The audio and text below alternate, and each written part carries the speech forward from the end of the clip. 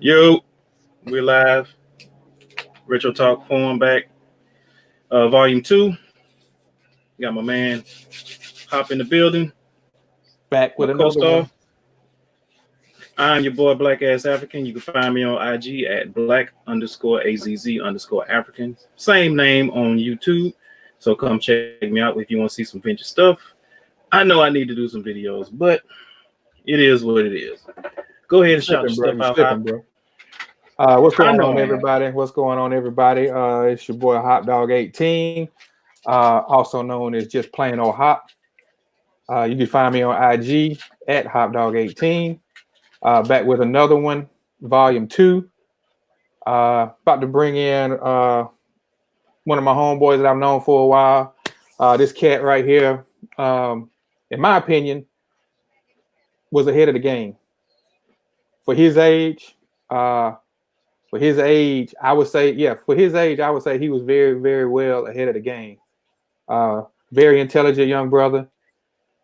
Going to talk to him about some of the stuff that he's been doing, his past collection, his clothing line, and what he's going to be doing in the future. Probably will touch on some music because he's a writer. So yeah, let's bring him in. My boy Dre Day 850.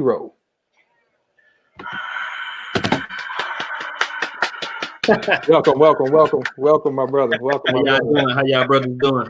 Man, chilling, man. How's the weather up there where you at, bro? Bringing my talents back to Florida is pretty soon. It was like 21 degrees this morning. Where you at? I'm in Atlanta. Oh, yeah. First time I hit with snow since I've been up here. So you had snow today? You been up there? Nah. It wasn't snowing today. It snowed like 2 years ago when I was up here, but that was the first time dealing with it. Man, 20-minute drive took an hour and 45 minutes to get home. I ain't know how to drive in it. You did right. I was hydroplaning in that Camaro I had. Remember I had grabbed that Camaro from MD? Yeah. With the rims on there. Oh, man. It was all bad, man. No kind of traction. It was horrible, man. No kind of traction, man. But yeah, man, we're going to chop it up with you tonight, bro. Get your opinion on a few things. Let you talk about your brand, what you got going on. Talk about your view on kicks. Probably touch on a little basketball too. You know what I mean? What you thinking about? The league. And yeah, man, we'll just go from there, man. So I'm gonna ask you, just ask you a few questions. Let you talk. And the first question that I have is the typical sneakerhead question. Always. Yeah. What got you started into collecting sneakers, or what shoe was it that you saw where you was like, wow, I need them? I think me honestly getting into shoes was probably when I was like very young. So I used to hang out with an older guy. He was probably like maybe 6 years older than me, 5-6 years older than me. And I think the Jordan 13s pretty much put me in the shoes as far as me understanding shoes. The Bordeaux 7s when I was like probably about 4 or 5, I remember having those. That was the first shoe I ever picked out myself, and I remember. But the 13s was the first shoe I paid with my own money, and I put the little, remember Foot Locker used to do the checkerboard laces. Yeah. I bought some of those and put them in the white and the cherry 13. That was like the first shoe that I really understood. And then I started getting into like the East Bay magazine just because I liked it. I love basketball, and I also love design and art. So it was like, man, the 13 was like the first shoe I seen that I really loved. Like, I liked the design of it and everything. So that's what really put me in the shoes, and it kind of merged into, a little bit of having a passion for fashion as well. Gotcha. So the 13 was the first one you bought with your own bread? With my own money, the 13s was. I mean, I definitely had Jordan before then, but it was, school shoes, as they call them. It's something about when you buy that one shoe with your own bread, man. It's like, I don't know, man. It's like, because I was kind of like the same way. I only time I would get Jordans back in the day was like maybe like around Christmas time or, maybe birthday. Other than that, I had to do like odd jobs to save up that bread. I mean, shoot, I had a job when I was 15 years old, and my first check, I went and put a pair of Jordans on layaway, and probably had $5 left. Man, people don't know about layaway right now, man. My mama didn't went with it. Like, what happened was, like, my grandma used to mainly give me school money to start out for school shopping, and then my daddy was trying to be conservative with it, like, don't worry about those Jordans. Get 2 pair of them Nikes on sale, and you can have more shoes to wear. And then you can go buy you some clothes. And I was like, look, I'm cashing out. Man, I ain't trying to hear that, bro. Yeah. I'm not trying to hear that. The first year I remember he did that to me. I got the cherry the 12s. I bought the 12s. And I think which ones came out first? Obsidian 12s. My brother had the Obsidians. Okay. And he messed those up. And then they bought him another pair. And I was mad because I'm like, how this man mess up some shoes and get another pair, and I keep my shoes clean, and I need to reward for that.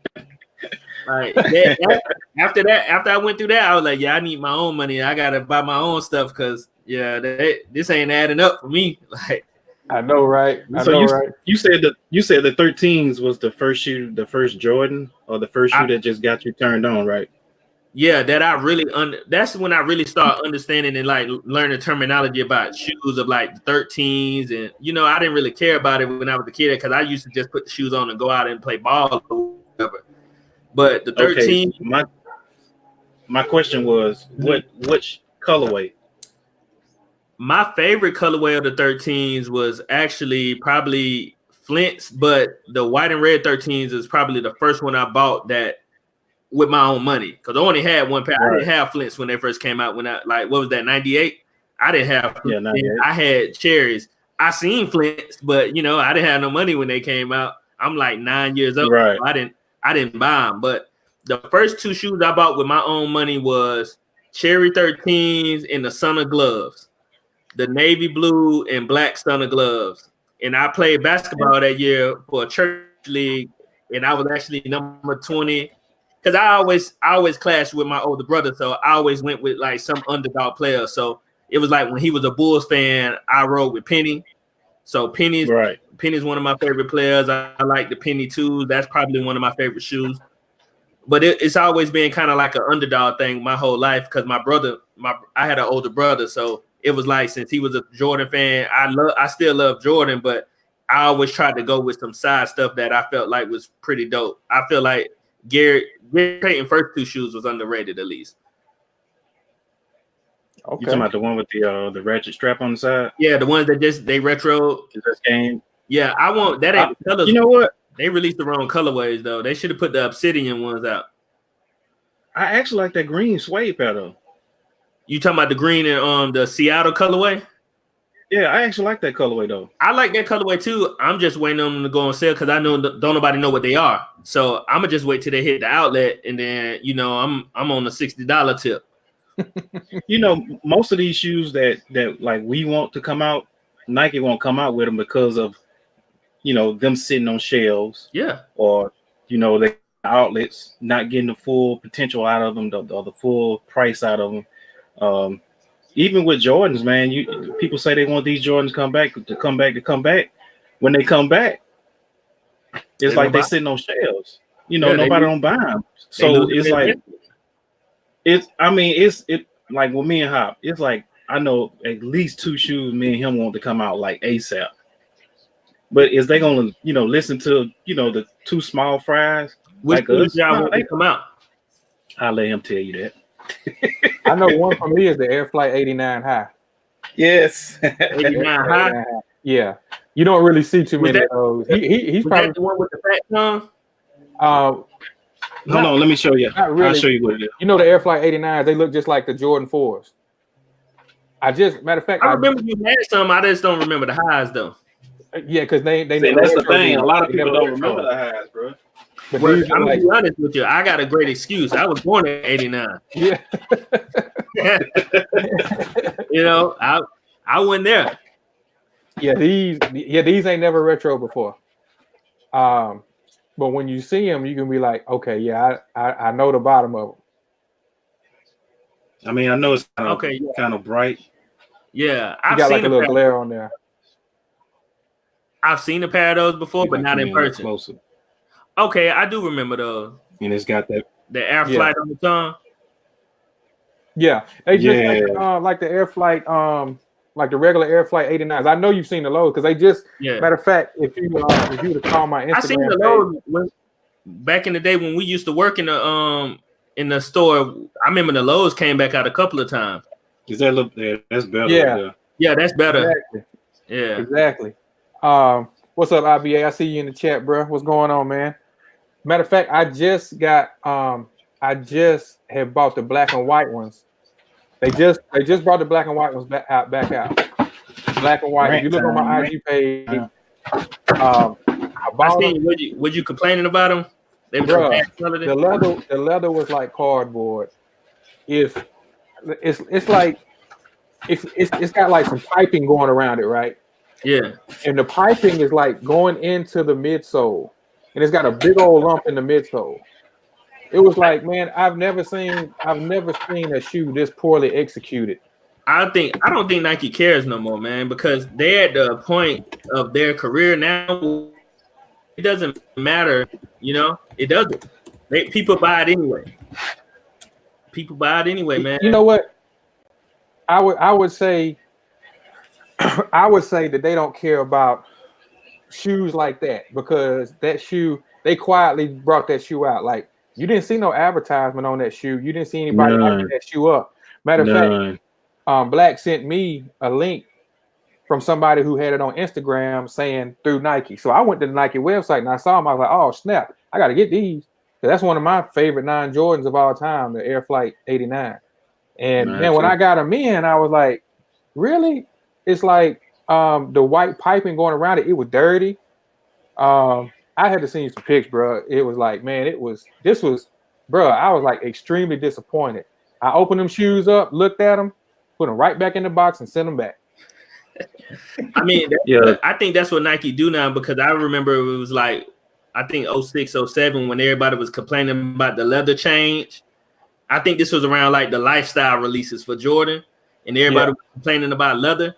And it was kind of like Nike was like, they was in the damn if I do, damn if I don't situation, where it was like, when we had good quality leather, y'all was complaining about tumbled leather and it looked wrinkled, but that's good leather. And then now we got this fake leather on here, and then you got the other crowd that's complaining about this leather is cheap. So it's kind of like, they're always getting flack for whatever they generate up. I honestly like the original leather, like the good leather. I feel like some of my best shoes that I felt the leather was good on was the Barclays, the CB94s. Right. Especially like I want to say, when did the black and blue ones come out? 2010, 2009? Like some of those days were pretty good. I think all my Barclays been pretty good. I used to hoop in them in high school and stuff. So, I mean, but again, nobody in Pensacola knew what they was. It was, dinosaur shoes to them. So, yeah, but that's the thing. You got a lot of people out here that wants to be, I guess, if I got this certain shoe that everybody's getting, that means I'm part of that crowd. Necessarily, I don't think that's me personally. I don't rock like that. You know what I'm saying? And a lot of people that know me. I appreciate about y'all, because I was a big fan of when I came up in the sneaker culture. A friend of mine, we call him Chicken, named Travaris. He put me into Nike Talk. He was the first one to put me on Nike Talk and the ISS forums. Remember when Soul Collecting In Style Shoes had the forums and stuff? So I used to be on there reading, and I used to appreciate when people post their collection in the diversity. I remember people used to collect the Clydes, like the Puma Clydes and stuff. I wouldn't wear them. I really didn't like that, but I appreciated diversity. I did. Like, I didn't want everybody to have the same collection as me. Now it's like, exactly. I don't even like going to like shoe events anymore, because it's like people just want to have the same stuff. I got a table full of Yeezys. I got a table full of Off-Whites and stuff now. Like, it's too trendy. I used to appreciate the diversity, because I can go learn something from somebody else. Like even him pulling up the 89s today. Like, I've seen a picture of those, but I've never really looked into the detail of that shoe. Like that's something that I can, learn a little bit more about now. I'm gonna look those up after we get off of here. But you know what though? The thing that I want them to retro that shoe, but now the scary thing is they ain't gonna do it right. They gonna put some cheap leather on. Exactly. Yeah, and see, they gonna put some cheap leather on there, and they ain't gonna do it right. I'm gonna say one shoe that came out, I'll say about maybe 5 years ago, maybe 6, that was just a disrespect to this whole shoe in general. It was the Air Force 180 high or the 180 mids. Mm-hmm. If you understand, if you know what I'm talking about, it was a basketball shoe. It's not the Charles Barkley with the strap on the forefront going across the top of the foot, but it was a high, but they actually called it a mid. But it was supposed to have been a pump because that was the last version of Nike pump that ever came out, because they only had 3 versions. They had the air pressures, they had the command forces, and they had the 180 pump high. That shoe came out, like I said, 2011, 12, 13, somewhere up in there, and they came out in trash quality, and they brought it back with no pump. So that when they start doing stuff like that, I just say, look, I'm just gonna kind of be like real selective with it as far as Nike goes, because they're not giving you the stuff that you're used to. They're giving you stuff. They give you half-ass quality. I'm not going to sit here and pay you quality money for half-ass product. I'm sorry. That's just not. That's for me. I'm not doing that shit. I think they be in the same mode as like you see artists do that with music, where when you make it to the pinnacle of like popularity and it's guaranteed sales for them, they kind of like lay back off the like holding their principle up of getting, because they don't really got to anymore, because they done made it. Yeah, the majority of people still buy it. It's kind of like the majority of the people still gonna stream this artist music regardless if they put out some half done or not. And by the time you find out it's bad quality, they already done made $1 million off of you. But see, like you is really the name. It's not the quality anymore. It's the name. So Nike name is way up here, but you got Asics got good quality shoes, but nobody don't even really care about Asics. Saucony, Reebok, Saucony got good quality shoes. Reebok, Saucony is a good one. All the running shoes like Saucony, even Carhu, I call it Carhu. That's what I call it. Carhu got some of the best quality in the running shoe I ever in my life. I don't know if you ever heard of that name brand. I haven't. Some of the best. I think New Balance is definitely an underrated shoe. Yeah, New Balance is too, but see, New Balance been out. Everybody know about New Balance. They're USA made, so they gotta come with good quality in order to stay. Because back in the day, let's see, I'm gonna say about 2008, 7 up in there. You remember when the New Balance craze was like real big? Everybody had to go get all these different colors of these 574. You know what I'm saying? The 991s was a good one back then too. But see, the 991s, even the 999s and the 1500s, all those, you talking about $160 all the way to $200, as opposed to man that used to work with us, man. He used to wear the New Balance out of time. The tall dude, Sean, man. Sean? Yeah. Oh yeah. He used to have like some of them high end New Balance, like the joints that used to come out for like $220. Yeah. I'm talking about 997s. I love the shape of a 997. Mm-hmm. I love the shape of the 1500, and I know the 1500 is like one of the most comfortable shoe. Well, one of them, because we can talk about DMX Run 10 too. We can talk about that as one of the dopest and comfortablest shoes out there as far as running models. Didn't they retro that back out, but it didn't have like the real DMX technology in it? I know the Iversons that they brought did back that, out. And what they the Iversons and those DMX Run 10s, because what they did, instead of having like 5 of those pads or pods up front and 5 in the back, they had one big one up front and one big one up in the back, and they made it seem like it by the outsole. Yeah. So they never made it. Like they tried to make it like that. You remember that Reebok walking shoe for the women that they had that came out that had the Easy Tone? Like yeah. It's like they did. It's like they did that. You know what I mean? Because I remember we looked at that Iverson, and we was like, man, this ain't even got the real DMX in it. You know what I mean? It's like, you know, it's supposed to have separate channels where, like, when you move, you know, side to side, it's supposed to, you know, it's supposed to like. I tell you what, since y'all brought that up, I got a friend of mine that's a designer at Reebok right now. I'm gonna reach out to him this week, and I'm gonna ask him about what's the story about why they're not bringing the DMX, the original real DMX quality stuff back out. I'm gonna what are you gonna say? Because this is my opinion, and I think this is probably what he's gonna say. Because Adidas own it, and Adidas doesn't want Reebok's heritage or any new designs to come back out and go above Adidas. That's why they're not trying to sell Adidas either. I mean, Reebok. Because if you heard a couple of months ago, Shaq was trying to buy Reebok. Would have been a perfect scenario. That would have been a perfect marriage right there. I can see that angle going on because, you know, it's pretty much those three brands as basketball headliners, and you just pretty much just cut one of them out the picture. So now exactly Adidas versus Nike. That's why they, you know, let Kanye kind of get his floor like that because, you know, they knew he was going to bring a big crowd with him. And they got a couple of Nike designers. They got Mark Dosey over there now too. Mm-hmm. So, you ever think about this with Reebok, and they've been on Adidas? The fact that Reebok hasn't had just a silhouette, a brand new silhouette with brand new technology in it, because all their stuff got either Hexalite or that bullshit ass DMX cushioning that they got in it. Yeah, that's it. I don't know. Maybe that's their feelings hurt with them rezigs. They should. They should have never came out. Them zigs wasn't that bad, man. They had some rezigs. He could walk backwards. Man, but look, you're not finna wear those in the streets, bro. Hey, I want to work. You wore them as work shoes though. I don't think you can take a lateral step in them, man. I just felt like you was gonna roll your ankle in them shoes. Didn't John Wall have a basketball shoe with them zigs on it? You wonder why he's on the sideline now. You know, legs all messed up. Man, what you talking about? It looked different. That's what I think. That's what that shoe sold for. It looked different. It was something new. It was like, can you do that? Can you walk on these? I'm curious.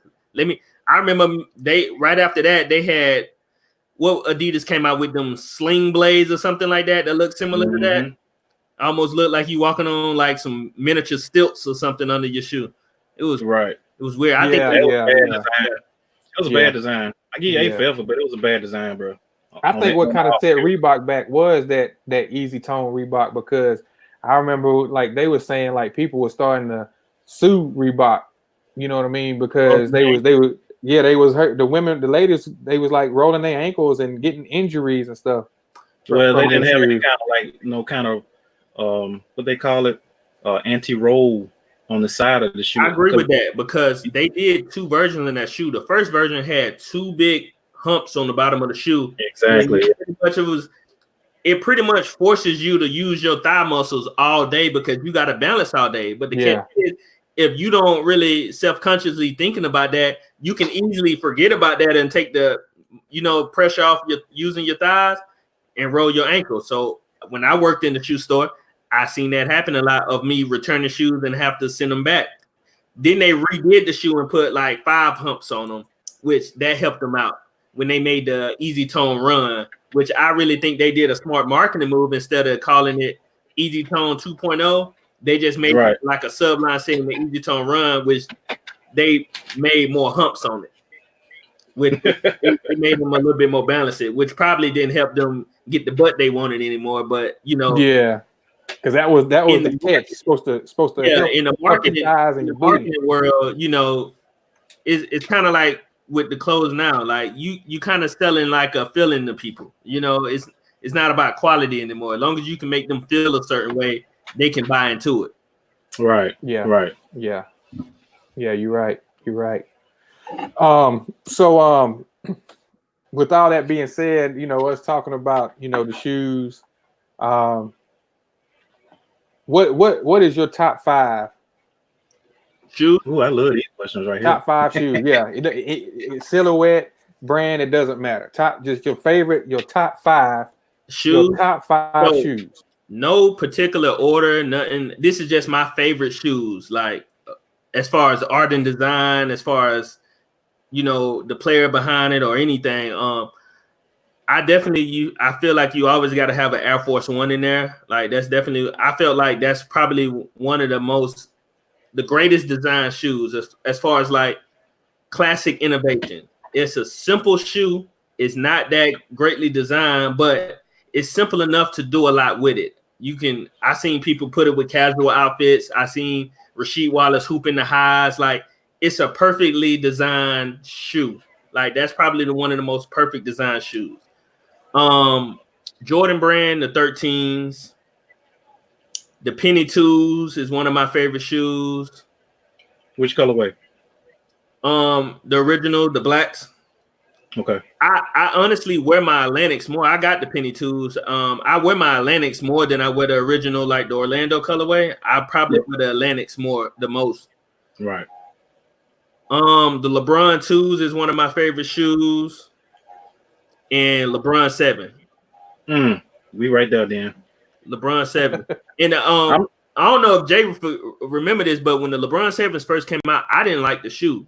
It was probably because of the colorway though, because the first colorway they released that we got was the black toe ones, the original ones, the white, black, and red ones. It had like black pattern leather around the toe, and I was like, this colorway is horrible. Like, then they came out with the navy ones to go with the navy blue Cavs jersey, and then it was like, okay, now I see the shoe, and then that shoe grew onto me. I pretty much own every colorway of that shoe that came out except the white and black ones. Every other colorway I've owned. I think what colorway turned me on to that shoe was the gray ones. I don't know why. I just like that gray. I like that gray one. The cool gray ones. Yeah, I had the cool gray and orange. That's the ones I had. I had the cool gray and orange. I had the cool gray and blue. I didn't get the red ones. They came out on East Bay. I didn't get those. East Bay. I had the white and navies. I had all blacks. I had chlorines for the All-Star game. China moons. I had a few samples. I had the hardwood classic 7s. They didn't come out. I just know some people. Hey, why are you sitting here naming stuff? You got in the show and tell? Nah. In the show and tell. I don't have. I tried, man. That's another story. I don't know if Dre wants to flash back to that. I don't. I mean, I can show some stuff, but it ain't gonna be no samples. I've retired from. Okay. Yeah, I can show you some stuff. You retired? Really? I'm retired, man. I still dabble in the shoes, but when I use the term retire from shoes, into the level that I was on, because I was at a point where I was at like, maybe 200, 300 pair of shoes at a point in time, and I was buying like every day, like buying shoes every day. I got rid of some stuff to get something else, and I had a real big collection. But now, I sold probably a good 60 to 70% of my collection when I was in Vegas. I sold a big amount of it. I don't know it. I would say, I don't know if this was the right way to go about it, but like a lot of these new kids, like, took the fun out of it, reselling everything. And it's like you going to sneaker releases, and sneaker releases used to be you can go to the sneaker release and meet people and have good conversations. Now you go to the sneaker release and you get kids in front of you, buy your size in front of you and try to sell it to you. I just didn't want to be a part of that. Yeah. They killed me. So I just buy what I like now. And the good thing about me, like Jay said, being ahead of my time is like liking a lot of older stuff is, most of the stuff I like, don't nobody want to buy anyway. So what was your probably most rare shoe? What was your probably most rarest shoe in your collection that you had? I know you've touched a lot of shoes. So you touched a lot of shoes. LeBron 7 hardwood classic. LeBron 7 MVPs. So the LeBron 7 MVPs was the year he's supposed to have won MVP, but they gave it to D Rose. So this was the year like right before he was leaving to go to Miami, and he's supposed to win the MVP. So they made an MVP version of the shoe, and it had already released in China, but he didn't win MVP. So they never released it in the States. Gotcha. So it was a white LeBron 7 with a gold and maroon bottom. It had a chenille check on it, a small chenille check on it, and it said MVP on the back of the shoe. A friend of mine that owned the shoe store, he pretty much gave them to me. I paid for them, but the price I paid for them, they were free. So the hardwood classics I had to pay for. The hardwood classics was the all royal blue suede ones. Okay. I think I've seen that one. Yeah. The all blue suede ones, and it had an orange check on it. You talking about the hardwood? Yeah. Yeah, that blue suede one. Yeah, I had those too. That's probably the most rare. That's actually my favorite shoe of all time. If I can only have one shoe, it'd definitely be that one. Did you sell that shoe? Huh? Did you sell that shoe? I did not sell that shoe. I'll tell you a story what happened to that shoe. When I was in Vegas, at the last minute, me and my wife, who my wife now, we had a random trip where we came back home to Florida. And when I came back to my house, somebody had broke in and they stole probably about 50 pair of my shoes. Including one of those, because those was in a glass case. So I'm pretty sure they didn't know what they had. So they just grabbed them because they in the glass case.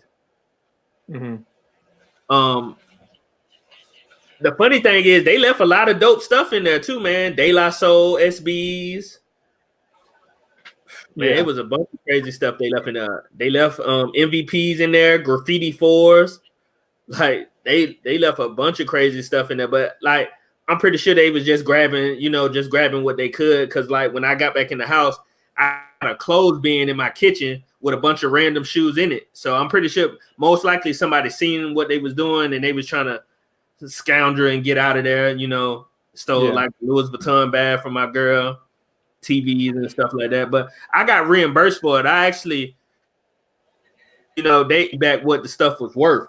So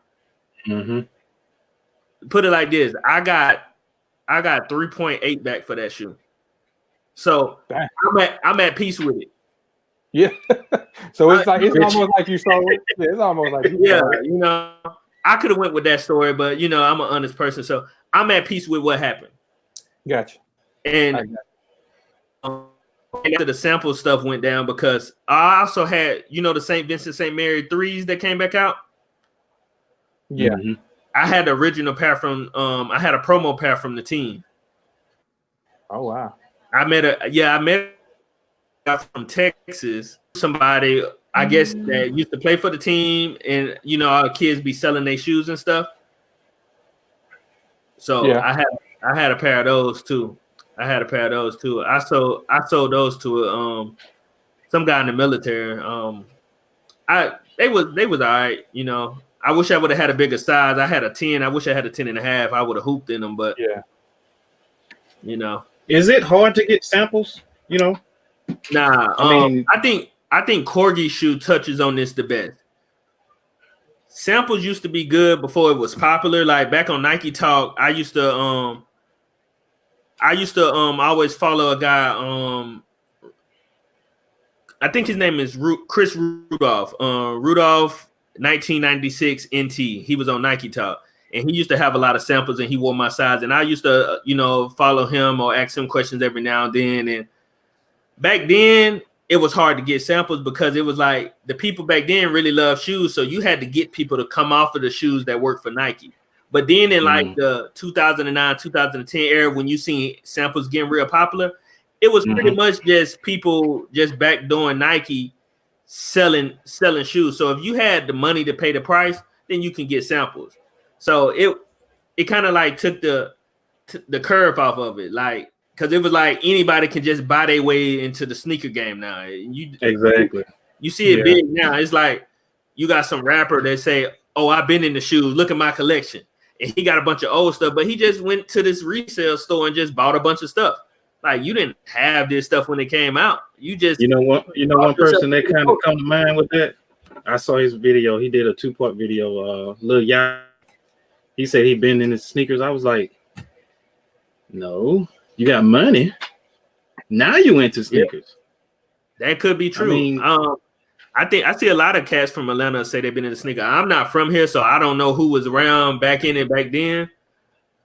So I can't really say. The only person I know that I always been in the shoes from here, which is the older guy, is Greg Street, DJ Greg Street. He's from here. Yeah.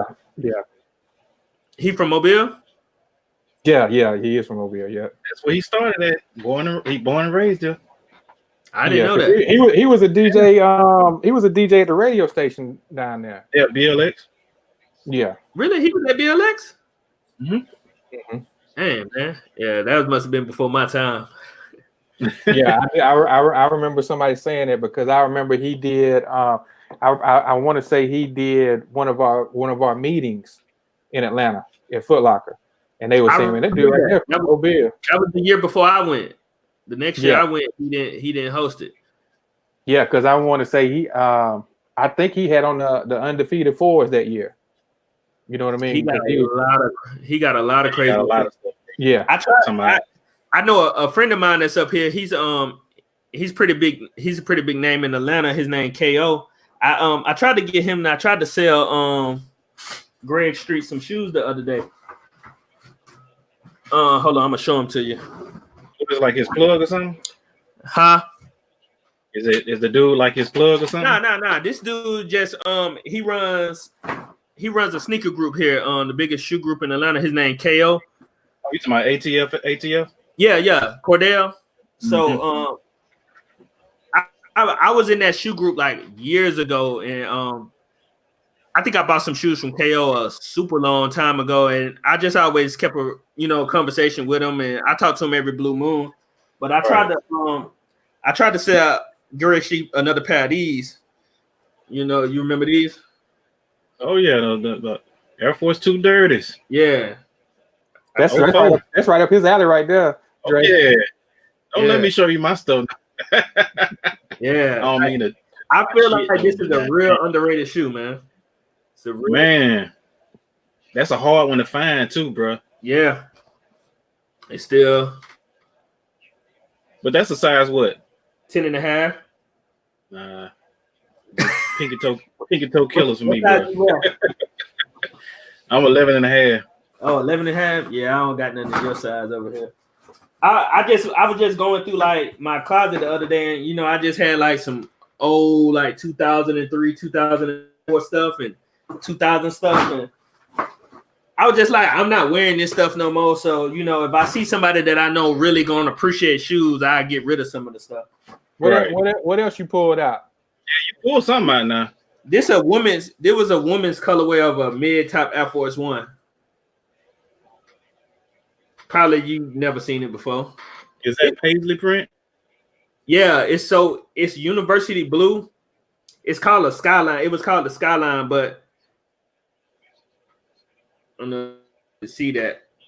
But it got like a paisley on the toe box. Yeah. Paisley behind the check. The underlay. And it's a mid-top. And that was a win. Yeah, this was a women's shoe. Women's 11.5. So that's what 10. 10, yeah. Yeah, 10. Then it got the original laces in it and everything. These AJ, these came out at Finish Line when MD was over there. Remember MD was over there? Yeah, that was like way back in the day. I still got I buy my baby a lot of stuff now. So I got. Say what? You said what now? Oh no, I said MD had hooked me up. No, I said I got with those playoffs, the 12s. When Finish Line was the only one that had what was it? Yeah. What was that? It was like 05, 06-ish. When did the playoff 12s come out? 04. 04, yeah, okay. Yeah, because it was right after the hurricane. I still got them shoes, man. That's some of the best on that shoe that I have probably in my collection, man. I mean, that leather is like buttery. Yeah, those clothes back then used to feel real comfortable. Yes. Like new stuff feeling funny, man. honestly, if you go into like some Nike stores, most Nike stores now, most of the Jordans be in the lifestyle section now. They don't even be on the basketball anymore. Yeah, they got their own section, and like you said, sometimes they be on the lifestyle. So yeah, like they know they don't make quality stuff no more. Like to hoop in, it's now it's like they understand. They see that everybody wear it as a fashionable piece now. So I don't think they really care about putting the quality in it no more because they're like, we're not going to spend the extra money to put the quality into it when y'all just wearing it to sit on the sideline at the game. Exactly. Instead of like actually putting work in.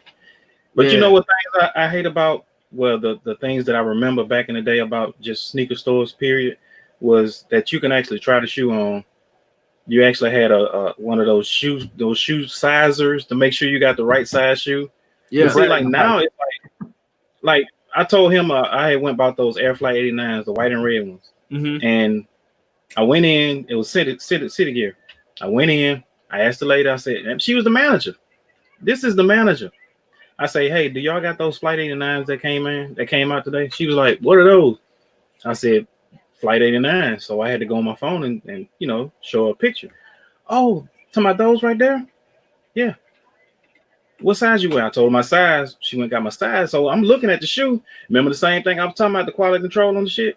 I'm looking at the shoe. I'm like, what is all this blue stuff on the midsole and the toe box? That's how they came. I said, well, do you have another size 11 and a half in the back so I can? It's like you have to do all that instead of the actual employee doing all of the quality control. Well, let me go find you another pair, because I always thought customers are right, but apparently she just wanted my money so I can get the fuck up out of her store. Well, hold on, they're not always right, but you're still supposed to take care of your customer. Well, yeah, you do though. But I'm just saying though, it's like she didn't give a fuck about it. You know what I mean? And then she didn't even know the shoe, bro. You supposed to know your inventory. Yeah. I mean, back in the day it was like that. Well, so why it's not like that now? Well, because back in the day when you had people working at Foot Locker and stuff, it was people getting jobs because they really liked what they was doing. Now people just running after money. Like, and a hookup, they want to get a discount on shoes. Yeah, like I used to, like when I worked at Foot Locker, I love shoes. Like I met, I think MD first. I think that was the first person I met that worked at a shoe store. And I met MD and he was telling me he worked at Finish Line and all this stuff. And then, you know, I used to go in the mall and just try to meet these people and talk to them. And then I finally got on and then I worked my way up because I love shoes. So I wanted to be around shoes all the time. Like that's what was for me. But now it's like, even like the kids that work at the shoe store now, they don't really know nothing about shoes. They just know what the sneaker blogs messed it up, to be honest with you. Exactly. And that's another thing that I hate about today's, you know, employees at these sneaker stores and yesteryear. It's like they knew, like, oh, you don't want that because of this, or it's like now it's like, so you're gonna get them or what? The fuck you mean I'm gonna get them or what? You know? I just miss the whole back in the day type shit, man. Like you said, when the social media came and these blogs, these sneaker vlogs and blogs came and they started giving you release dates and shit. Because back in the day, you didn't have release dates. Everybody used to go to the mall. You had to go to the mall and just walk in and make sure ain't nothing came out yet. New. Yeah. Once it came out, when you got, and then you would be like, man, let's go to the mall and see what they got new. I remember what they got new. I remember when I was a kid, because this is probably around the time when y'all was of age, and I was like, this was like 99, so I'm like 10. I remember this. I walked in Kids Foot Locker and they had a pair of Indie Glows on the wall, the 14s, and they was on sale. And I was like, man, I was trying to beg my mama to buy them for me, and she wouldn't buy them for me. Like, I'm telling you that after that 13 came out, and then like I started understanding shoes, I was trying to get her to give me those shoes. And then after like a couple of years after that, that's when I started getting into Nike talking, you know, navigating about what's really going on in the shoe culture. And I remember when Nike Talk was like the only place you can get released. You weren't really getting the release. It was like, I think it was people that was getting like the catalogs from the next year of releases, and they was posting like the vectorized photos of the shoes that's supposed to be coming out. You didn't know how the shoe look. You just get like the Adobe Photoshop or the Adobe Illustrator version of the shoe on the page on Nike Talk, and they'd be like, oh, this coming out 2005, and you like, man, what is this? Like you don't even know what it is. I remember they did that for Dub Zeros. Everybody was like, "Man, these are gonna be crazy," and some people didn't like them and all that stuff. It was Dub Zero. I remember those. I didn't have a pair. It actually wasn't a bad shoe. If the shoe had a Jordan number on it, people would have fooled with it. Yeah, that's all it is. Yeah, you're right. It's a bunch of Team Jordans that's actually dope that people just engulfed into the Jordan line. Like, I feel like the Team Ones are better than a lot of numbered Jordans. I like the Jumpman Pro. The Pro Strongs? No, just the Jumpman Pro. Is that the one with kind of like the triangle on the side? Or it got the circle on it with the logo on it? It was it put you in the mind of a 12 because that shoe was actually supposed to be a 12. But Jordan didn't like the way it was too low for him. So they went back into the design room and they designed a 12, and it was a much higher cut. That's when they added the mud guard on it. Did it have the team? Did it have the bubble in the back? Yeah, and it was like a big jump man on the side. The big jump man on the side. Okay, I think I know which one you're talking about. Right on it had said Jordan on the side of it. No, it was it still had this. That's the one that came out like the 13s. The one you talking about that Jordan on the side. That's the one I'm talking about. The Team One. It still had this on the back, but they had a jump man, like a big jump man right here on the ankle portion, and it was a much lower shoe. I don't have it. Let's see. You said the Jordan Team Pro? Yeah. Okay. Yeah. All right. Because they actually retroed them now, but they got trash quality. They don't have the carbon fiber shank. It's like a plastic shank that looks like carbon fiber. I remember. This was a good shoe. This probably was the second line other than the one I like, which is that Team One. The Team One was when Jordan, I think that was when Jordan first started sponsoring schools, and then they had the North Carolina, they had the Michigan, the Cincinnati Bearcats. Then they was making Kansas. Then they have Kansas Jayhawks too. I wanted. Yep, blue and red. They I wanted the North Carolina ones. I had the North Carolina ones when I was younger. Then I also when they retroed them, I had the gray and red ones. But honestly, that shoe looks better than a lot of Jordan shoes, But I'm different anyway because it's a lot of Jordans people like that. I really don't care for that much. I'm not that big of a fan of sixes. Like everybody loves sixes, but I think people love the story behind sixes because there's always a story that brings the shoe out or brings the shoe to light. Yeah, it's a story. Like I said, I like the 2000 infrareds.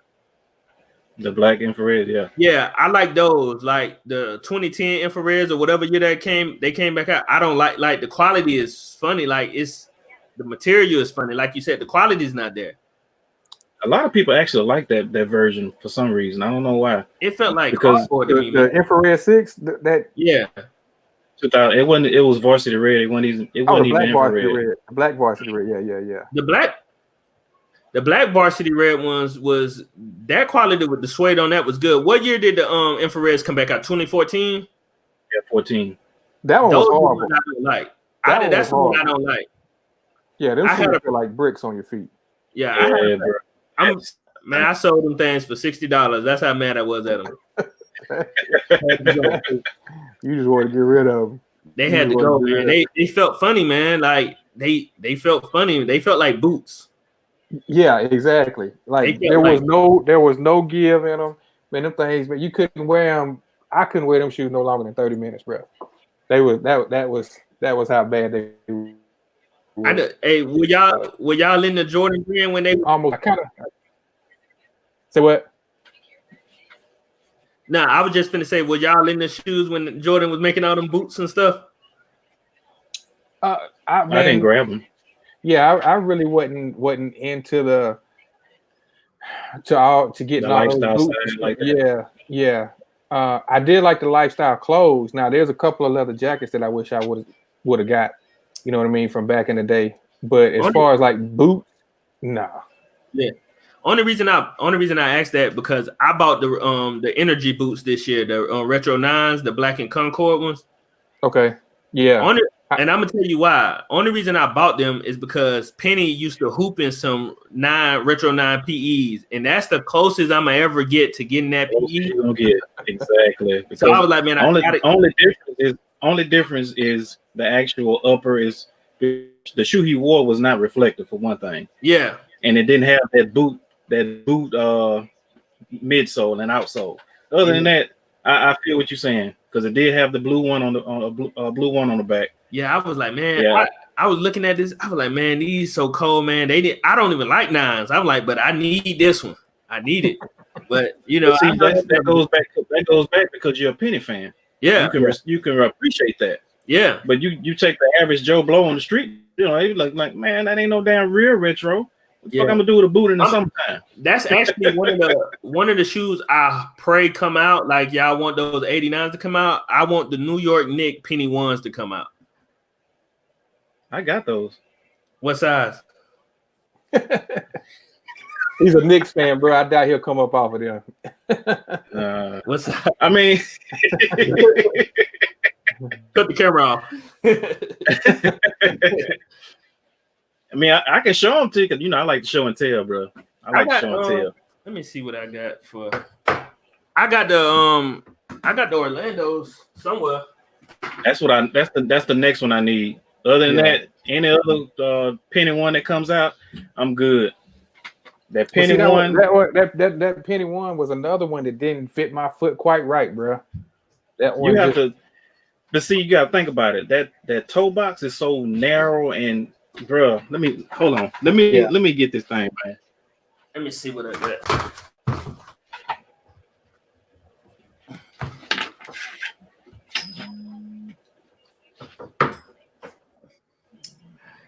Oh yeah, AJ. Yeah. I'm gonna text you later. I need some information for you because I need to find out who do some restoring, some re-gluing and restoring sneakers. I got somebody, but it might take him about a year to do it. I can't do it. You remember Red? He used to come in the store all the time. I seen him on the page and stuff, but I never looked at his pictures or nothing. Man, he used to come in the store all the time and be looking at shoes. And he would very rarely buy anything, but he would always come in the store and look. He's very, very particular about his stuff. But can you see that? Yeah. My pennies separate, man. He could hook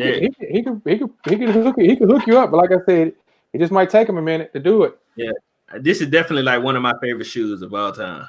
Yeah, I like those black ones, man. I remember they not too long ago they had the white ones in Ross down here. I wish I would have picked those up, man. These? Yep. I wear these the most. But I take it back. They was all white. They didn't have a blue top. They was all white. I want those he got in his hand. I like those better. This is definitely the best one to me. Honestly, I like this one overall the best. But like I said, I wear these more because I know don't nobody else like these or don't nobody else got them. Like no more either, but still, like they separate. I don't want to go. You very rarely see anybody with them shoes.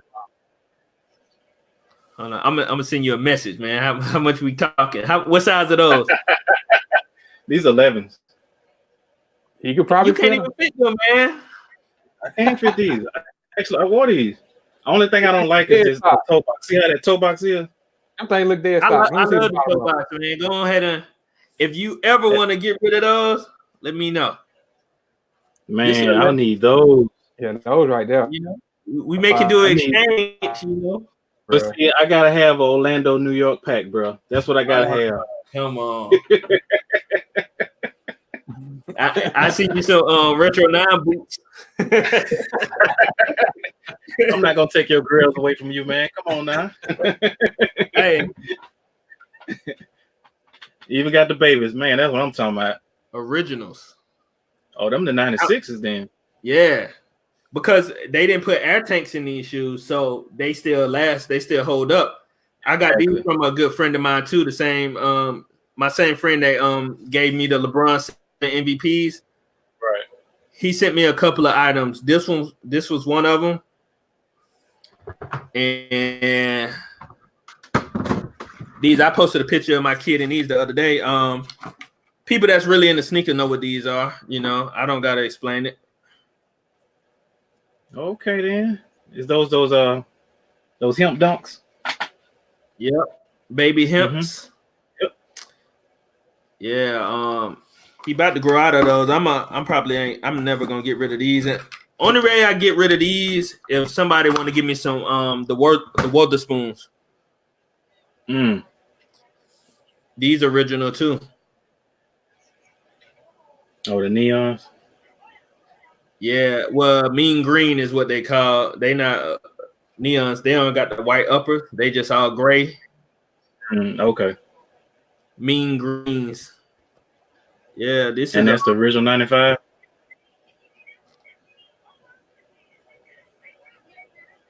Well, the first time this colorway came out was 99 for the baby shoes.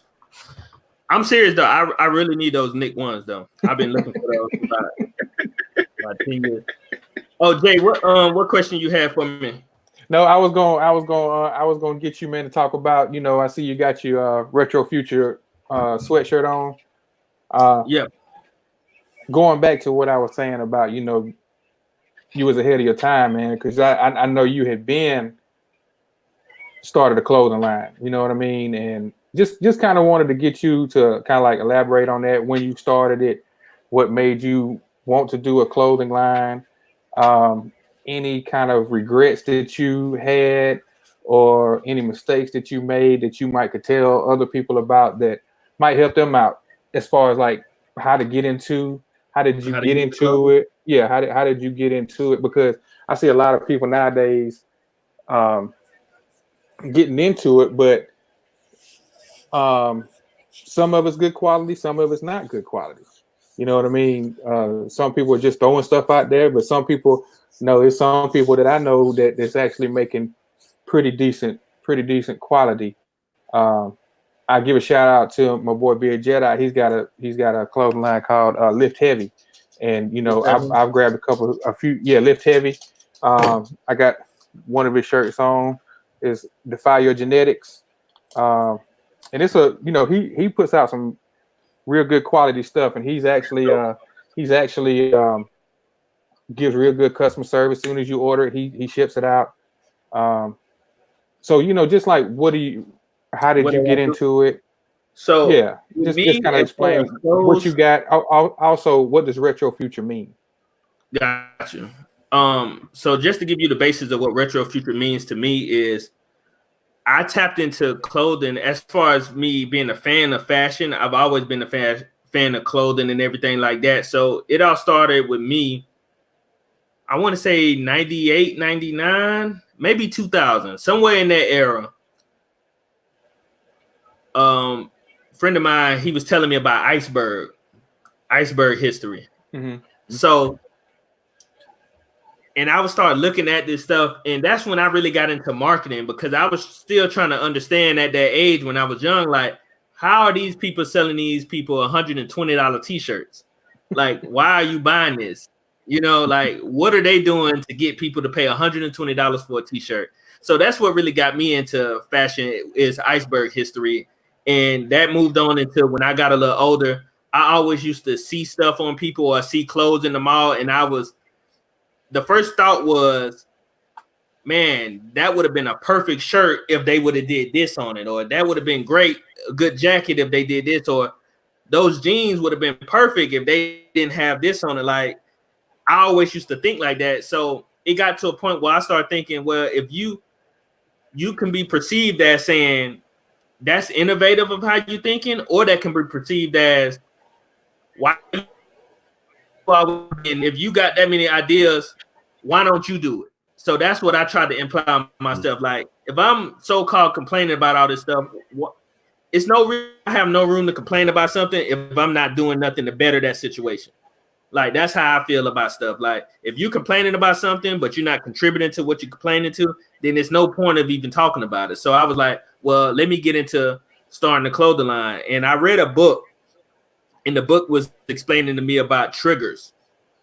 And basically, triggers is the art of what's catching people antenna doing daily talking, right? So I was like, RetroFuture is honestly a test run for me as a clothing line. I actually been working on a second clothing line that I'm gonna start, but RetroFuture, I named it RetroFuture because I wanted to have something that incorporated a trigger with the sneaker culture, which is retro. Now, I had to make something catchy with that goes with my angle, which is RetroFuture. So in the slogan with that is classic innovation, which is basically what I'm a big fan of, is taking something that's original, taking something that's classic and enhancing it a little bit to make it even doper. Like, just to give an idea of something I want to work on is kind of like the old school Letterman jackets. Like, I want to make a Letterman jacket, but I want to make it somewhat into the innovation of being a little bit more casual with it. So, because Letterman jacket, people will just go all out sporty like they going to a football game. But I want to make a Letterman jacket that's a little bit more quality swap, or I may make it just tone on tone. So I may make like Jay. I remember Jay had like the PSNY 12s, right? What was that? The PSNYs, the 12, like the all gray ones. Like, I would make a Letterman jacket that color, but I would put my logo on top of that in the same color. So it'll be a Letterman jacket in a silhouette, but from far away, it'll look like one of these casual jackets that you'll buy out of one of these high-end stores. So I always was in a fan of like innovating stuff like that. That's pretty much what my angle came from. Now, to go back to the triggers, I give you an example of a trigger. Like in music, right? We do a song together. So we may name the song, Pop a Bottle, or whatever the case may be.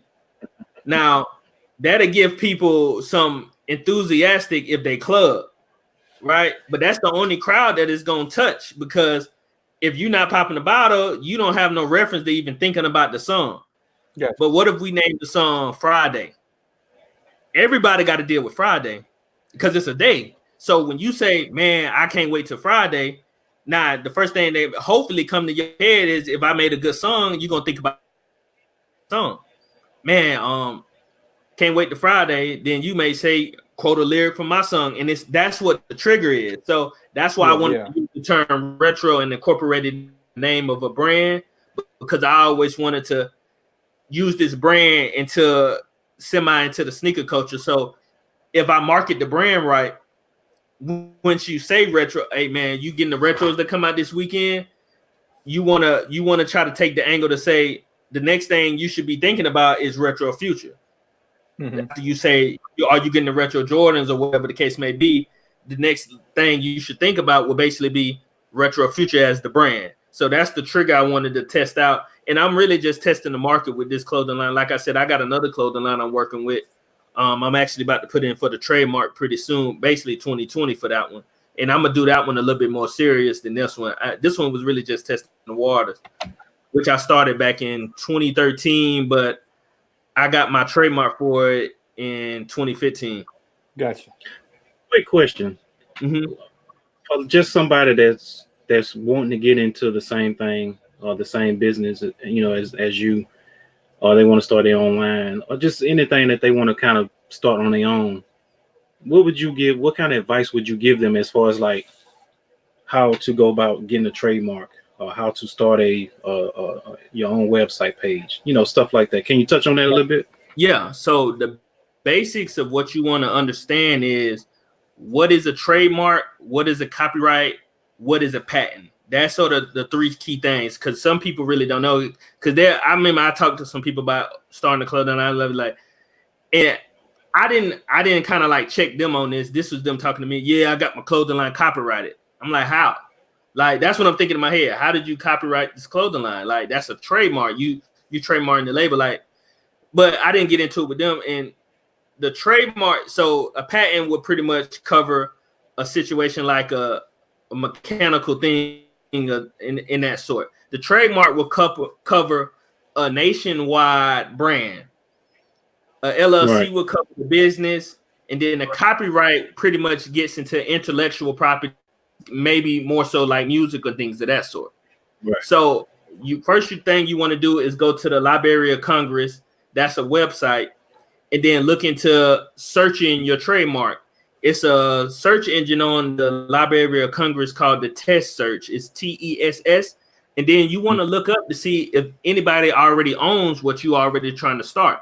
Because what you don't want to do is put the chariot before the horse and say, hey, I got this new clothing line called Reebok. And now you over here, you in production. You 3 months in production, you didn't put up $500-$600, let's say $1,200 worth of inventory, and you selling this stuff, and then you get a letter in the mail for copyright infringement or something like that, and now you in a lawsuit because you've been counterfeiting somebody else's stuff that they already got trademarked. So you basically, what you want to do is go do the study the market, and make sure your stuff is legit. It's probably going to be like a little under $400 to get your brand trademark. But how I tell people that is, don't get discouraged about paying that price, because what that money invested it should turn into motivation for you to make your money back. Exactly. Go ahead, turn your profit off that. Exactly. Now, as far as the website goes, the website is pretty easy, but if you want a real good website made, I would definitely say find you a graphic designer or a web designer to help you out to make you a website. Of course, again, that's an investment. So you got to find somebody that you can work with and get your ideas on the screen. Right. With that being said, the first thing you want to do is get your domain name. And pretty much with that, I use GoDaddy. It's a bunch of different domain name places you can go, but GoDaddy is one of the most popular ones. So you can go to GoDaddy in the same way I told you on the trademark website. Search for your name. Make sure it's not taken already. If it is taken, find something similar or catchy that you can use, and go ahead and take ownership of your domain name as well. Right. Go ahead. What's the actual cost of that? The domain name? Domain names can range, because you can buy domain names from the host, or you may have to buy a domain name from somebody who owns it, because you have people. Funny thing is, I met a guy here in Atlanta, and he says he makes a living by selling domain names. Damn. He just go in and makes them up and then sells them, huh? He owns over 8,000 domain names. And basically what happens is, when it comes around, so he told me he sold some domain names to the NFL once, because back in the day, before it was popping off, he bought like NFL, ATL.com, Super Bowl, NFL.com. And that's what he's telling me. He was just buying all of them up that sound similar to that. And then he was like, I know sooner or later they got to have the Super Bowl here. And when they do, they got to see me and they got to pay if they want to use the website. So I'm in the wrong business, man. I'm in the wrong business. It's out there. It's out there. I know. I looked up one of them, which was when Bitcoin and cryptocurrency was first coming out. You can look at this up now. Go to, I think it's fedcoin.com. Somebody bought that domain name. Last time I went to that website, it was a host page on there that says, we accepting inquiries right now. We're starting to bid off at 1.5 million. Wow. I doubt they get that, but still, off the fact that they would even think that way, you probably made a $17 investment into a domain name, and you may strike gold. Somebody may need that domain name. I remember when the first time I really got serious into looking into those was, I don't know what the award show was, but when Kanye was on the award show and he was like, I'm gonna run for president. I forgot which one that was. I know you're talking. That was like a year or two ago, and he was like, I'm running for president 2020. Yeah. I went to that domain name right after he said that, and all of them was gone. That quit. Yeezy for president sold. Somebody owned it already. So saying that, you can't buy domain names from people. So let's say if I own blackassafrican.com, spelled the way you spelled it. So you may go to GoDaddy and it says someone owns this. You can email them and ask them how much they want for the website, and you can sell the website. Shit. keep my goddamn name, I'm gonna keep my name. But shit. Well, see, here's the thing, though. Hell, I ain't paying no $1,500,000. It's your name right here, but if I got it trademarked, if I got like, it's nothing you can do about it. I can tell you to cease and desist. It's over. It's kind of change like my name. You don't have to change your name. You just better not make no money off it. I'm coming for you. You know. So it's a hustle for everything, bro. You can do non-profits, but you know, if you making some income off of that, then you know you got to pay the price. So that's how they just give me my money. Just let you know that you can make money any kind of way in America, bro. Exactly. Yep. You just gotta have a mind frame of just opening your eyes and just saying, okay, damn this 9 to 5. Let me see a easier way and a cost-effective way that I can make some money. I think the key thing I want to say is, I know because you said talk about some of the mishaps that I had too. One of them is, I think the biggest mishaps that I've ever made was all mental. It wasn't really like physical stuff. Buying the product, I sold my product. Like I didn't really sit on any inventory. Like all the stuff I made, I sold. But the biggest mishap I felt was probably mental, overthinking stuff. Mm-hmm. Also living in fear a lot. If I was to tell people that's younger than me that want to start a clothing line, something is whatever you're thinking about doing, just go ahead and do it. You know, get out there and do it. Because if you don't do it, you're definitely not gonna make no money. You're definitely not gonna make nobody feel a certain way if you want to be an influencer with your clothing line. Because I think that's what fashion is turning to now. It's like people just want to be a part of something more so than buy a good quality product. Like they don't even care about the quality of the product anymore. It's just like, what does this person stand for in his clothing? And I want to be a part of that. Like they kind of like you selling lifestyles now. You know, it's like you see people that out here having fun and spending money. And they was like, I want to dress like that because I want to look how he feels, which makes no sense, but that's the reality. Like, yeah, that's just how shit is right now. Yeah, like, hey, if I dress like that, hopefully women will be attracted to me like that as well, even though I don't got the pocket of money, you know? So no, motherfucker, you got to talk. Yeah. It ain't just going to be on your looks now. You know, you're just a lame in a costume, really. That's pretty much what's going on. But what I would always say is definitely get out there and try it out. Whatever you're thinking about doing, try it out. Like even what Jay was saying, I threw a shoe event in Pensacola. Right. And this was like in 2011, 2012, and nobody was in the shoes back then. But I wanted to do it anyway because I felt like it needed to happen. Like it was burning in me that I said, man, I got to do this for the city. I have to. So I threw the shoe event. I'm pretty sure I lost money on that shoe event, to be honest with you.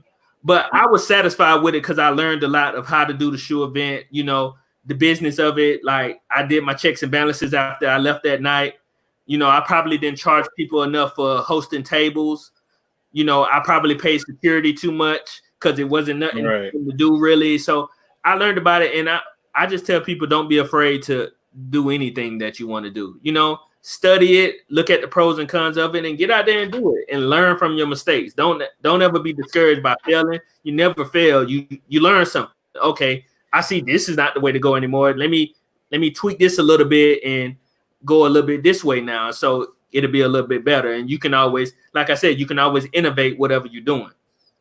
That's like my wife always tell me, you know, she always tell me to step out on faith. If you don't step out, you'll never know. You always regret the not doing it, period. I agree 100%. You know what I mean? So I beat my. If you don't go out and do it, bro, you got the idea in your head, but you can't sit there and think that somebody's gonna dig it out of your head and then just put it out there for you, and you're not doing the work. You have to step out on faith. That's with anything. You know what I mean? It can be, like you said, business. It can be changing jobs or moving to a different city.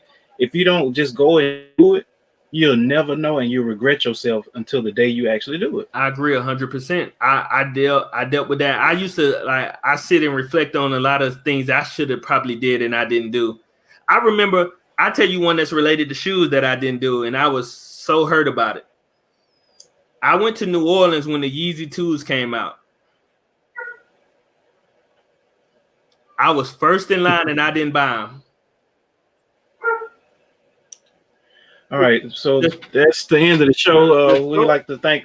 Yeah, the guy. They weren't charging me retail. They wanted me to pay $600. So the store was charging $600 up front for the shoe. And off of principle for the love of shoes, I was like, man, I'm not paying resale to this retail store. I'm not. Damn. What shoe was it? They was back then. The Yeezy 2, the Platinums. Damn. Who had them? Sneaker. What is it? Sports Plus on Canal Street. Sports Plus on Canal. Yeah. You know, see, they're not like they're not like a Foot Locker or anything like that. It was a mom and pop store. I think the Korean family owned it, but they had a Tier 0 account. But they can do what they want to do, though. Exactly. Well, anybody can do what they want to do. Foot Locker is just corporate, so you got a bunch of people at a table to make a decision. Because if you look at a Nike box, it says suggested retail. You can charge what you want.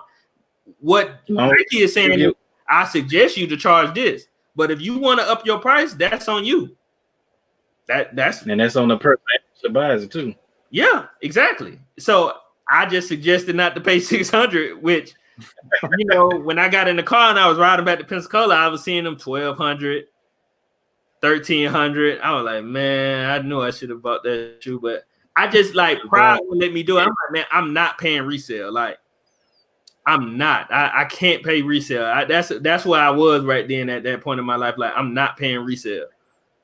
But that's how the game is right now, because you can it was, what was that shoe that came? Perfect example, the Trophy Room 5s, the light blue joints. When they first came out, and Hop knew I wanted them shoes. I actually wanted them shoes. I was gonna wear them. I wasn't gonna sell them and nothing like that. I wanted to wear them because I'm a Jordan 5 lover. I love Jordan 5s. I love the silhouette. That's my all-time favorite silhouette. Black 5s are all-time favorite Jordan. So I go on StockX to see the prices. They fluctuating here and there, you know what I'm saying? But they didn't stay. They was around $500. And I'm sitting here thinking in my head, man, should I pull the trigger on this just to say I have it? I wish I would have did it, because now they up $2 or better. So it's like one of those, if you wait, you're gonna sleep. Steady long, jump on long. Exactly. So I'm a victim. I was there. Man. It was tough, man. That was a long ride back, because I was just sitting there looking on eBay, just watching them sell, sold. So, I mean, I don't know, man. It was a bad decision. It was some other stuff going on at that point in time, but still, I should have made the investment, And that we all got regrets in life. Yeah, so. That was just me pump faking. I was pump faking because we could have had 3 packs. We was the first 3 people in line. That was the first and only time that was another reason, just to kind of defend myself. That was the first day I camped out for a shoe.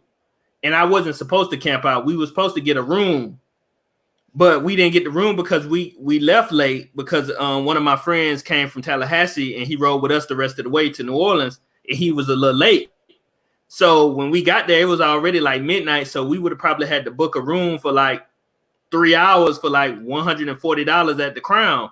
So it was man, it's no point in wearing this. We might as well camp out. And I'm like, look, I ain't signed up for camping out. I don't do that. I don't camp out. So that was my first and last time camping out. So that also played into it too, because I was a little frustrated because I'm up 24 hours, Cold like that, but it wasn't cold. It just I just wasn't planning for that type of night to happen. Especially in New Orleans. Yeah, man, we talking to crackheads and stuff, and man, true story, man. This was right around Miami, when LeBron playing for Miami. It was a dude running around. He was screaming, "The heat is on!" He had a Lamar Odom jersey on. I remember this dude. He kept he was circling the block. He'll come by every 45 minutes yelling this junk out. I was like, man, it was crazy, man. Then when we did get in line, some cats down there, I guess they was trying to test us to see what we was on or whatever. They was like, man, these Florida boys in line up front, man, we ain't gonna let that fly here. So we had a conversation with them, you know, and nothing transpired out of it, but I guess they was just gonna try us to see what we was just gonna do or whatever. But I mean, it was all love down there.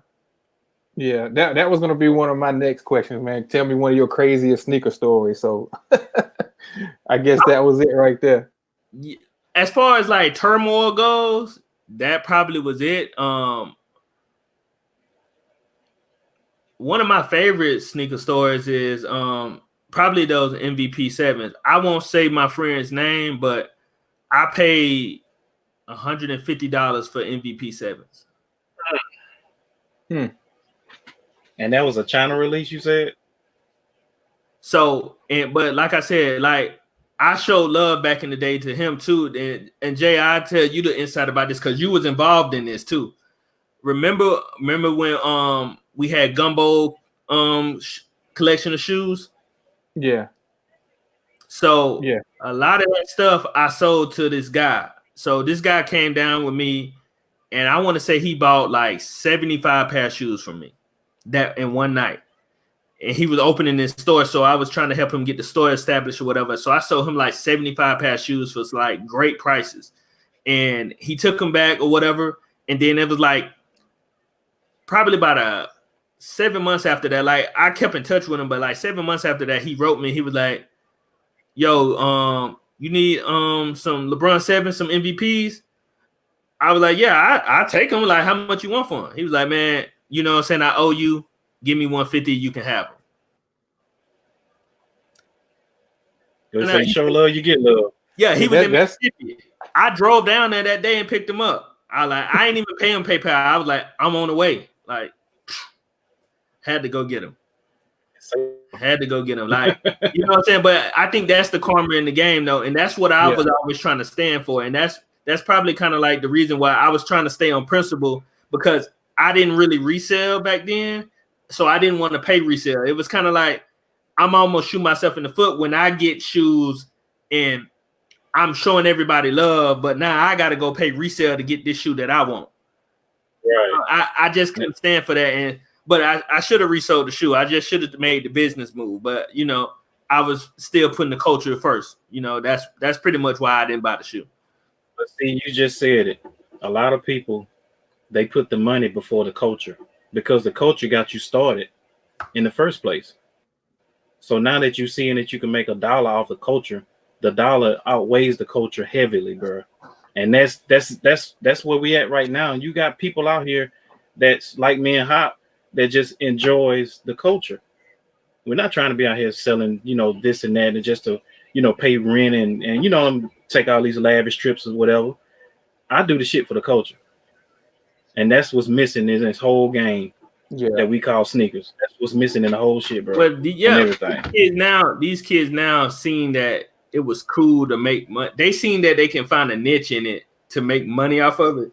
And that's what it's all about for them now. They don't even, I feel like 60% of people that's in shoes now don't even care about shoes. They don't know no history about it. Mm-hmm. You know, because even with me, I try to put design over hype anyway. Like, I don't see why they be buying half of the shoes they buy anyway. Like, this stuff be trash. Like, half of the Yeezy stuff, trash. Like, all of it. Yeah, all of it. Only thing that's good about that shoe, I wouldn't even say the name, is the technology in the midsole. That's it. And it's way more boost, like regular boosts that look better than that. So it's like, I be looking at it like, if this name went on the shoe, would you buy it? Like, none of y'all would buy this stuff, you know? And that's what it's kind of got like to be a part of the, I want to wear what the celebrities wear, which is too. That's basically what it is. Yeah, because it's an influence game. Like, the influencers, they get sent stuff for free, so they getting paid to wear stuff. And they probably may not 100% agree with it at all times too, but it's like, hey, you paying me to wear it, then, you know, I'm a business myself. I'm an entity in myself, so I'm wearing this product you paying me to wear. And then these kids see him and like, oh man, he's wearing this, he gets this type of money, he hangs with this type of people, so I gotta get the shoe, regardless of how it looks. Like, but you know who our influencers were back in the day when it came to shoes? The basketball players. Exactly, the athletes. Yeah. Whoever was rocking that shoe, whoever shoe it was. That was our influence. That's what. So you see how the tide has changed. So if you go from just say 90, if you go from 1990, you had all these basketball players had shoes, regardless of the brand. Now you fast forward 30 years later, 30 plus years later, and now what you got? You got Travis Scott's, you got Yeezys, you got Kendrick Lamar, you got all these influencers. It's bitter. That these brands need to push their shit out, which I don't. I mean, I get it because you're trying to sell shit for these different brands that you're trying to sell these silhouettes. I get it because the athlete's not doing it anymore. Right. Name one athlete that you can name right now that's selling more than these influencers. They're not. It's like I said, it's bittersweet because it was like I love it because they got a platform to kind of sell product themselves. But at the same time, I miss the art of people who love basketball. You know what I'm saying? You bought the shoes because you like the basketball player. But I think when the 90s came out, like the late 90s, early 2000s, when basketball players used to want to be rappers and rappers used to want to be basketball players, that mixed it all up, and entertainment kind of took the money out of the basketball because everybody used to wanted to be the fly guy. You know, it's kind of like when Jay-Z and all these rappers started getting big and hanging with the ball players, and then you see the rappers kind of dressed like them, and then the ball players be having chains on and stuff looking like rappers. So it was like, and Kanye prophesized what's going on right now, and what he was saying with Nike, why he was mad at Nike, because they didn't want to fully pay him. They didn't want to pay him like he was a basketball player. And basically he was saying like, I'm selling product, and I agree with him on that. But unfortunately, it just kind of took a turn from the worse for sneaker culture, because now their hands in more so the money than more so the culture. But like he was right, you know, they was like, you're not a sports player, you're not playing the sport. He was like, well, I'm in these arenas, I'm playing one on, 10,000. Like I'm in this arena with these people. Like these people are coming to see me just like they come see Iverson. Like, and he was right. But exactly. Unfortunately, it turned into, for the sneaker culture, now they're into the mode of like the money. They can get away with the fact that they can wear a shoe 1 or 2 times and take a picture and document that they had it for the rest of their life, and they're cool with just flipping it and getting the quick money. Mm-hmm. So it's right. Half of these kids don't even have a collection. They just buy 1 or 2 shoes, wear them, sell them, and then they just keep their rotation going of new shoes. Yeah.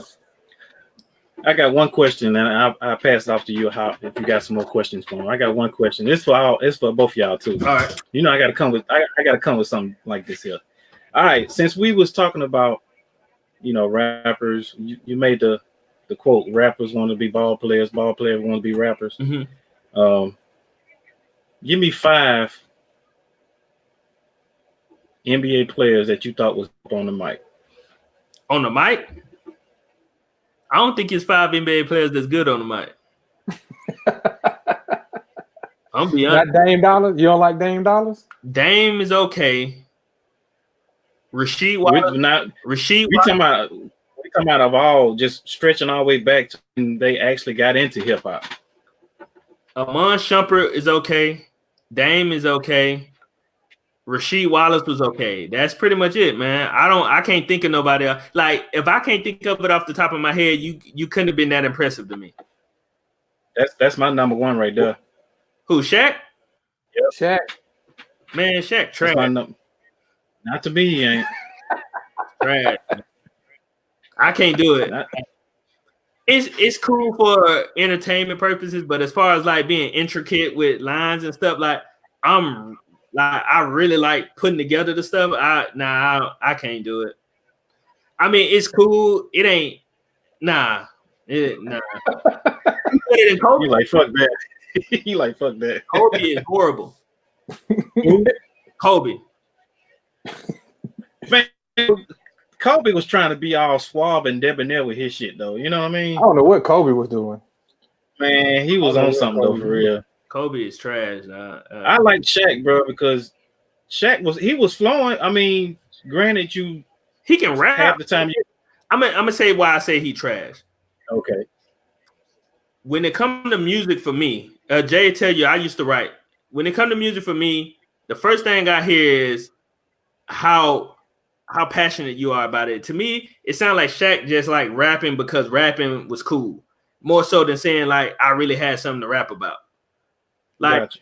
Dame stuff comes off real smooth. Like, you know, he probably been rapping like he's a basketball player, but he probably grew up rapping growing up in Oakland, you know. Shaq sound like Shaq rap sound like he's talented enough to rap, but it was like, hey, I'm 23. This seems cool. Let me try it out.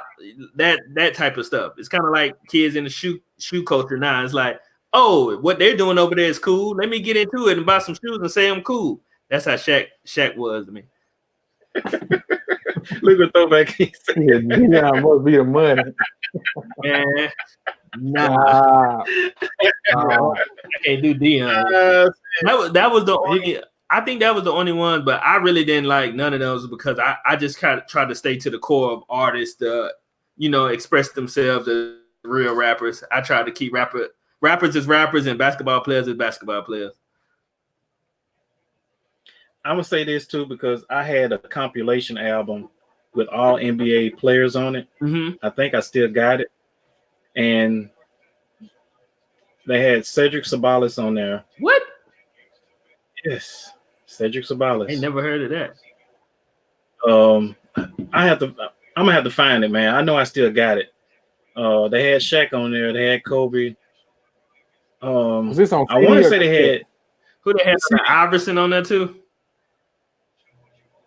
I want to say this might have been before Iverson came in the league. I'm gonna have to look for that CD, man, because I know I was looking through my CD book and I saw it and I put it back in because it's not one of them things you want to listen to. It's like one of them things you like. Let me just check it out, man. It was like maybe 1 or 2 tracks on there. It's probably about 15, 16 tracks on it. Probably 2 of them was banging. The rest of them was pretty much shit, bro. Hey, yeah, if you find that, let me know. I want to check it out because I go revisit it and listen to it again. I mean, it's been CDs that I didn't like at first, and then I revisited and I like it down the line. So I go try it out. But from last time I listened to Shaq, yeah, it was. It just didn't feel natural. But Shaq, I feel like Shaq is like one of those risk taker dudes anyway. Like whatever he thinks about doing, he's gonna get out there and try it out. That's what I felt like. That was a bucket list career for him. Like. I think Shaq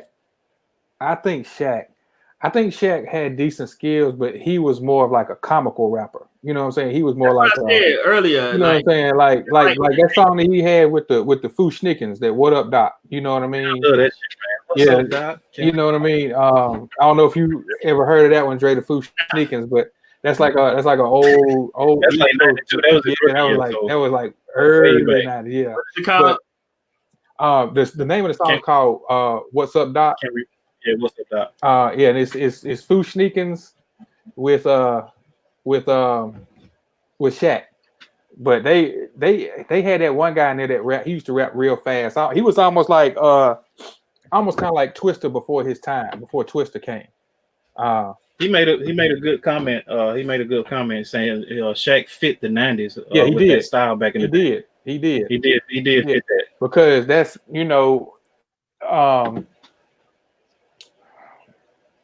hip hop back then was more of a competition sport. You was like janking on each other, almost kind of like, you know what I mean?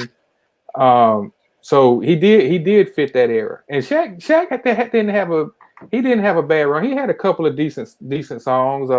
I did like that song. What was that song? My Biological Took Me From a Boy to a Man. I can't. But see, his first album went platinum. Yeah. Hey. He was like, yeah, whatever. Melly sold 8 million. You know? Yeah, off of singing. Harmonizing. Huh? Off of harmonizing. Yeah, halfway singing. Like, hey, I mean, it's a market out there for it. Like, so let me rephrase what I'm saying. It's not for me. Gotcha. I can't take him serious. That's kind of what it was for me. To me, it's like, remember when Shaq went, he was a police. he did all these different things. That it seemed like a bucket list thing for me with Shaq rapping. It was like, man, this looks like it's good to do and I can do it. So let me get out here and do it. It wasn't really a thing like, this is something I always wanted to do. So let me, kind of please myself with a career thing. It was like, I see them doing it. So I can do this better than them. So let me get over here and rap. It wasn't like a passionate thing as far as music. Cause I feel like music is self-expression. So I feel like you got a lot of rap also because it's cool. I also look at him as that what we talked about earlier. If you don't actually put that forward, you'll never know until you actually do it. That's how I looked at it with him. He's okay. I'm a mega star in the NBA. Mm-hmm. You know what? I want to try my hand at rapping. I know how to flow a little bit. People tell me I can flow around. Let me try it out and see what happens. So Black, let me tell you, who rap better, Shaq or Roy Jones Jr.? Now, man, look here. You're not gonna put me on the goddamn spot. You know what? Who rap better? Y'all must have forgot all I'm gonna say. Big Throwback King said big. Oh, he said big homie. I thought he was talking about Biggie. Y'all Biggie fans? Hold on, Dre. I got another top 5. Not just what's your top 5 hip hop artists? So let me answer that question 2 ways. Well, let me set a basis before I answer the question. I have who I feel like the top 5 artists are, and who's my top 5 favorite artists. Those are honestly two different things to me, because I respect some artists that I really don't like more so than other ones. That's like, I may like some artists that may not be as talented or better than some other artists, if that makes sense. Say that one more time. What was that last part? Like, I got a top 5 favorite artists, and then I got who I think the top 5 artists are. Like, those are two different things. You got your opinion, and you're doing the other one based on what numbers? Well, I think more so like, yeah, kind of like numbers, and then like the consensus of who everybody knows the top 5 rappers is. Like, it's kind of like, so let's say this, my favorite artists, top 5 artists of my favorites, I try to pick them off different, kind of like different moods of listening to music. So, I would say Scarface, okay, Jay-Z, Soulja Slim. Wow. Probably Nipsey, and a lot of people gonna feel like that's new, but you can go do your homework on me. I've been listening to him since Bullets Ain't Got No Name, and his progression has definitely been considered my favorite. And last one is probably, man, that's tough. Probably Andre.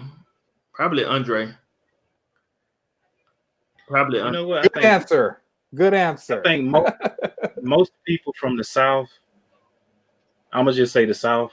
I think most people from the South look at Andre as top dog as far as being lyrical. Go. I think I'll say this. I would definitely, if it was one or the other, I'd take Face over him, because I feel like Scarface got a better catalog. Like, Andre is definitely way more talented than a lot of people, but I feel like he's so talented that he's unenthusiastic to put music out. Like, it's like he's not even it's not like he's not even really anymore. Trying hard enough. I don't think it's a challenge anymore. It's not a competition, so I'm not even involved in it. Ain't nobody out here touching me, so I might as well chill, sit back. I'm gonna make movies, man. Now, as far as like, now to answer the question on the second level of who I feel like the best artists are, when you say best rappers, I go into the art of being a lyricist, like into as far as like what kind of content are they putting together on a consistent basis. Jay, Nas, Eminem, Andre again. And man, I don't want to put dude. I ain't even gonna put that dude up here because don't nobody know who he is. But I feel like he's probably one of the.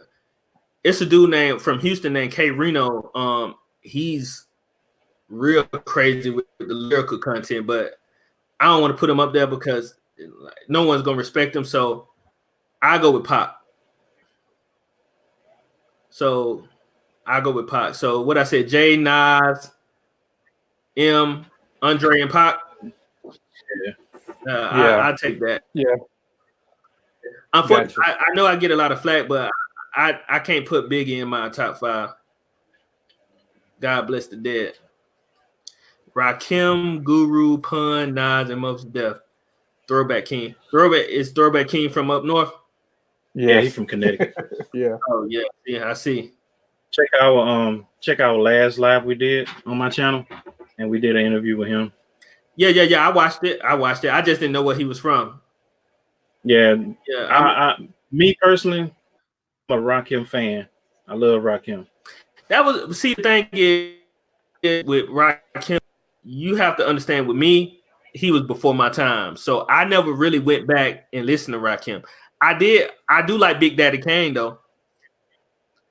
I feel like that's another one. I feel like he's the king of stage presence.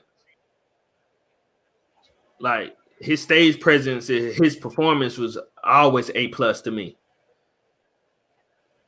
Do y'all agree with that? What's that? Say that again. The last part. That King. No, I just said I feel like. Big boy over Andre. Is that what you're asking? Oh, I'm gonna tell you something. I'm a big Outkast fan. Like me too. ATLians is probably my favorite album of all time. That's my favorite album. Both of them, to me, and I think the reason why he might be saying that is because of Big Boy's content, and Big Boy he got a better cop. He's put more stuff out, and he's still relevant to this day, which Andre still is, but Big Boy's still putting out music. But Big Boy is definitely slept on.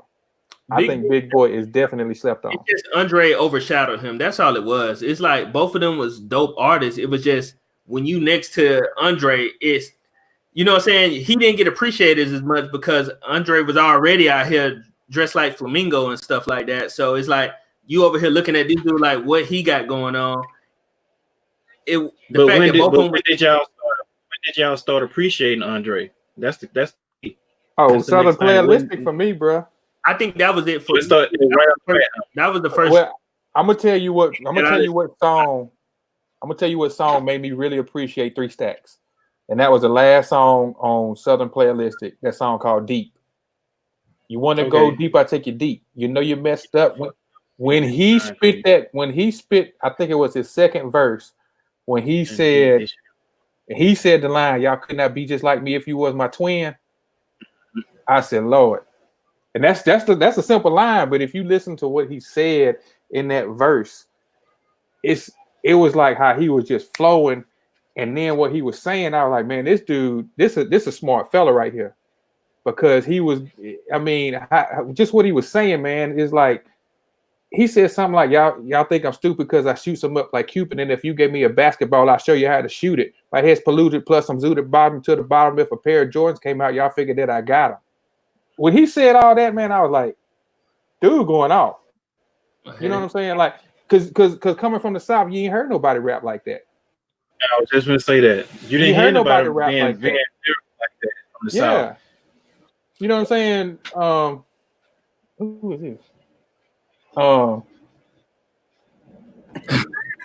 Who is that? I don't know, man. Probably just spam, somebody trolling or something. Yeah, we need to get him out of there. There you go. Yeah, but that's pretty much in the realm of my favorite, and I always felt that way about Andre. It's just like people don't want to give him the credit because they try to hold him against he never dropped no solo CD. Yeah, he did, but he didn't. Yeah, well, see, but even on the Love Below, it was majority singing. Exactly. So that's why they don't want to give it to him. Some people don't want to get into that. I feel like Idlewild CD was an underrated CD. Yeah, that was a dope CD to me too. That was an underrated CD, man. I think people never looked into it because they didn't like the movie or whatever like that, because it was a big. Yeah. But I like the movie myself. Dope. That was because it's not a typical movie that you would think they would be in, for one thing. Yeah. It ain't robbing, killing, selling dope, none of that shit like that. You going back into, 1920s, 30s, whatever they was at. It's a hip hop musical. And people were dressing back then. Yeah, it's a hip hop musical to me. People was dressing back then. They wasn't big t-shirts, no, no gold chains and teeth, and it wasn't none of that. Yeah. People was dressing back then.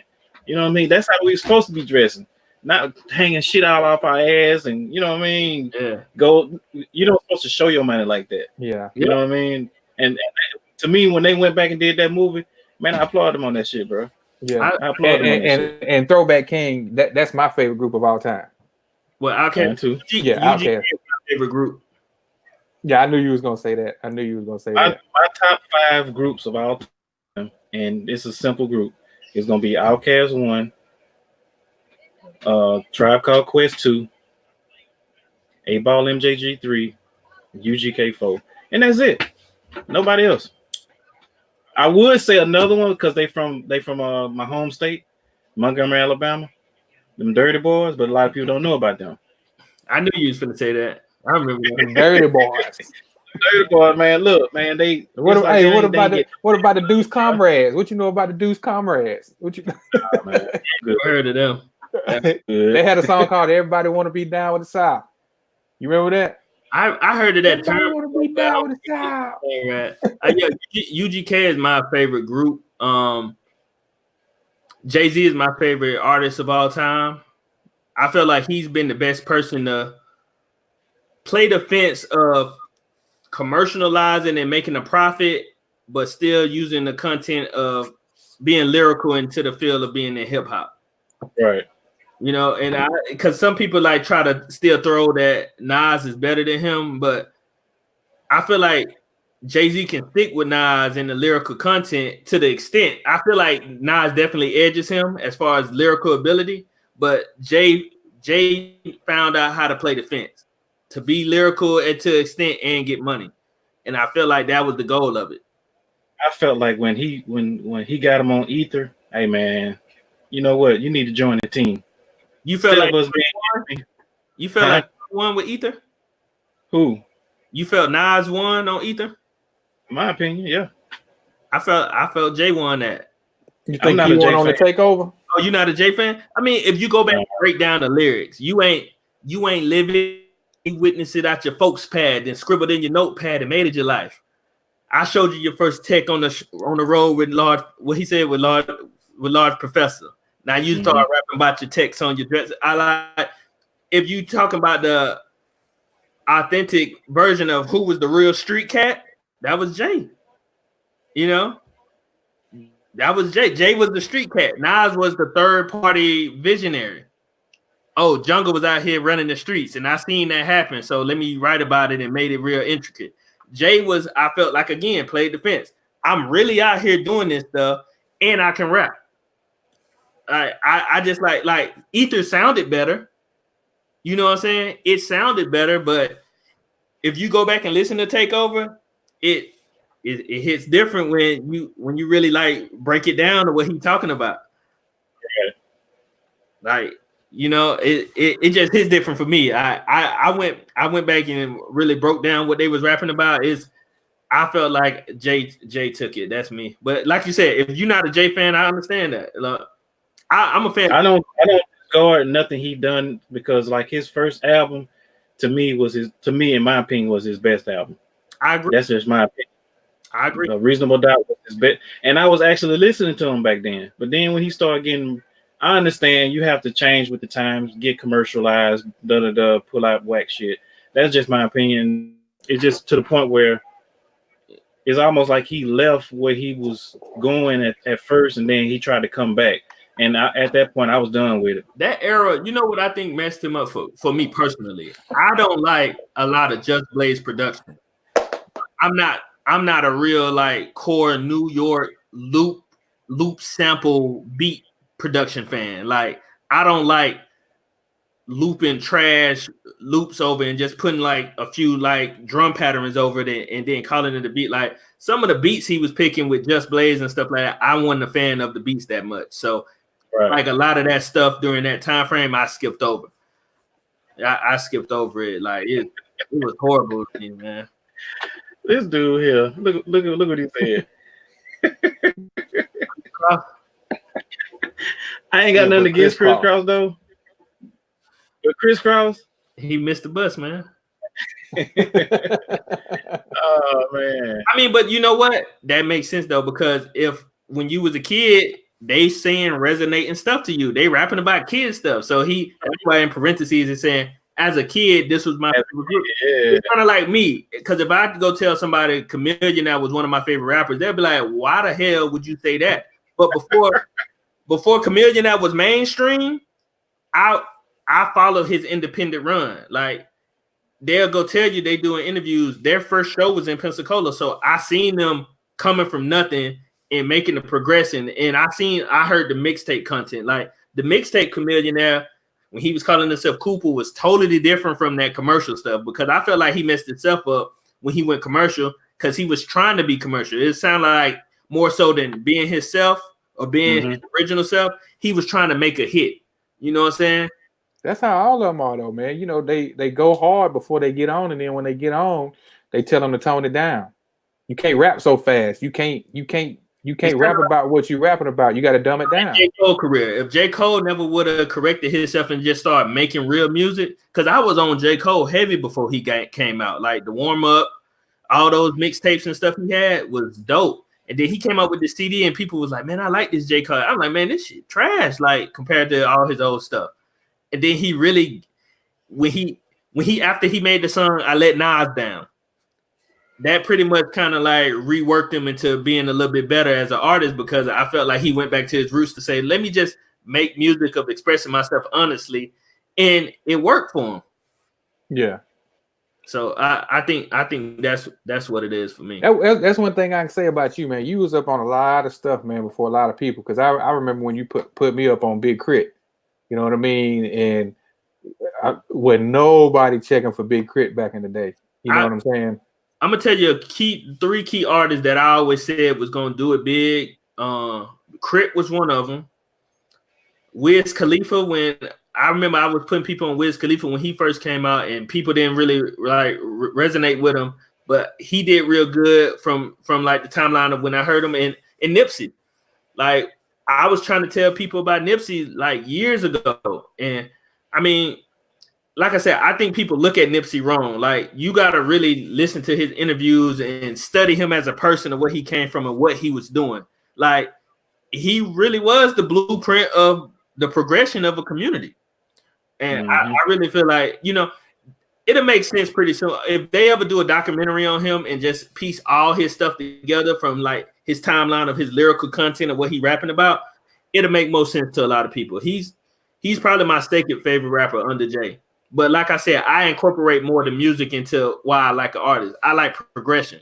You know, it's like some artists don't progress like nowhere. I'm talking about in life. Yeah. Like they still get off what they make. Like Zero, for example. Zero still rapping about struggling. Like you 25 CDs in and you still rapping about struggling. You're not struggling no more. So you need to let these people that look up to you make some moves in life. You know what I'm saying?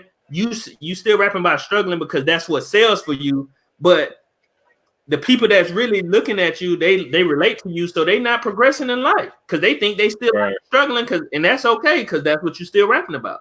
Like Jay-Z timeline look at Jay-Z timeline from what he started rapping about to what he rapping about now. You can see the progression in the music. Yeah, I agree with you on that. I totally agree with you on that because you got some guys out here. Like you said, whatever sells for them, they're going to keep doing it instead of them trying to reinvent themselves to kind of move forward from what they were in the past. So that's just like a guy going to prison for a crime, gets out, does the same crime to get back in prison. You haven't learned anything, and you haven't progressed. So why like you say, your mind is stuck. And it's not going forward. It's stuck in your present day, not the present day of the time, but your present day. Whatever your present day is, and you feel like that's what makes you comfortable, you're gonna sit there. And you're not gonna, like you say, progress to the next level that you can be, you can actually grow from. Because if you don't grow, you still in the same spot digging that dirt. That's it. And that's what I appreciated about Nip so much. I remember I think that was in like 2010. He had a line about that. He was like, my little homies asked me, did the fame change me? Fucking right. Should I still be gang banging? Like, yeah. Come on, man. You can't do this forever. Like most of you can't. Like most of these dudes rap about, man, I had to be out here. But then, like 2 CDs later, they still rapping about like we out here. Like you don't gotta be out there no more. So what are you? You got to be navigating these people that's looking up to you. You know what I'm saying? Like, but yeah, I saw an interview. I saw an interview where like you got some of these cats that make it big and then they want to go back and be gangsters. But I think that's be the people that never was gangsters. Like that's what I'm saying. You know, you get famous, and then you want to go to the hood, or you want to start claiming this, that, and the other. But the actual people that was actually doing it, they trying to get famous to get away from that. They ain't trying to do the same thing. You know what I'm saying? They ain't trying to jeopardize what they got. You know what I mean? Because you know you're trying to make a name for yourself. Or you want street cred and all this other stuff. Hey, Black, have you ever heard "Moment of Clarity"? Who was that? By Jay-Z. You ever heard that, Jay? Yeah, I've heard it. Go listen to "Moment of Clarity," and that pretty much explains Jay-Z's career. I mean, because people hated him, they felt he went commercial. And I felt like he gave it. I'm not gonna quote the lyrics, but I pretty much explained what he was saying on the song. He was like, you know, truth be told, if skill sold, I'll probably be lyrically Talib Kweli. But truthfully, I wish I can rap like Common Sense. But last year I did 8 mil. I ain't been rapping like Common Sense. But if your sense got that much in common, fuck the perception, go with what makes sense. Since I know what I'm up against. Basically, after that, all he was saying was, if I'm trying to help out people in the hood, if I'm broke like y'all in the hood, then how can I help y'all? So if I get rich, then I can help people in the hood. That's a win-win, right? Right. Y'all want me to stay and relate to y'all, but be broke with y'all? Like, nah, if I make money and get out the hood, then I can help people out the hood. It's a win-win. Exactly. Like that song "Moment of Clarity" kind of breaks that down for me. It made sense to me. I understood what he was doing, because some people be like, man, Jay a sellout or whatever. Like, what do you want the man to do? You want me to die with you. That's what you're saying. Instead of you trying to work to help get up here, you want me to go back and die with you. Well, you got a lot of them out there that sellouts then, if that's the case. I never said that man was a sellout. I just felt like the direction he was going and what from his first album was totally different. And I wasn't rocking with it. That's just my opinion. You know what I'm saying? So yeah, I agree 100%. Because like I said, it was a lot of key CDs that everybody loved that Dynasty compilation album. I do not like that album at all. Like, it's a lot of his stuff, like production wise, I don't like, but like a lot of his older stuff, like 2006 and up, like it's real good for me. Like, even like the people, they don't like Kingdom Come album. Like, I like that album. He said a lot of key stuff on there. Okay.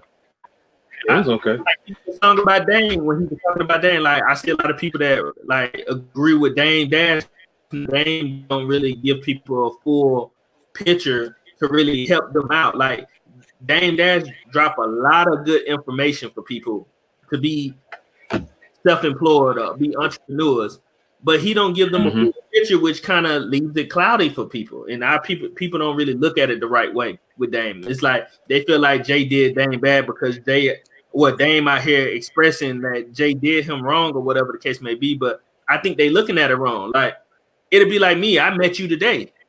So if me and you do a business venture today, right? We came in here as partners. So what we doing today, we doing business on paper. But like, if you start going left and I feel like we should be going right, and then we bump heads, and then we just agree to disagree, and then we separate. But then like 2 years from now, I'll be out here talking about you saying like, you know, he did me wrong. Like, I didn't even know, like, we doing business. Like, from Harlem, this dude from Brooklyn, like, they didn't grow up together. Like, it was just a business thing that came together. That's all it was. Yeah, and then they start bumping heads because what probably happened was when they got together, they didn't mesh that much because Dame was more like fight the system, and Jay was more like I'm trying to finesse the system, and both of those don't work. You know what I'm saying? You over here just trying to clash the system and saying you're not gonna disrespect me, but Jay over here like I'm gonna finesse the system. I know they don't like us, but I'm gonna show you how to get your money and get up out of here. Mm-hmm. Dame was like, they not gonna talk to me any kind of way. And Dame was that hood nigga though, for real. Yeah.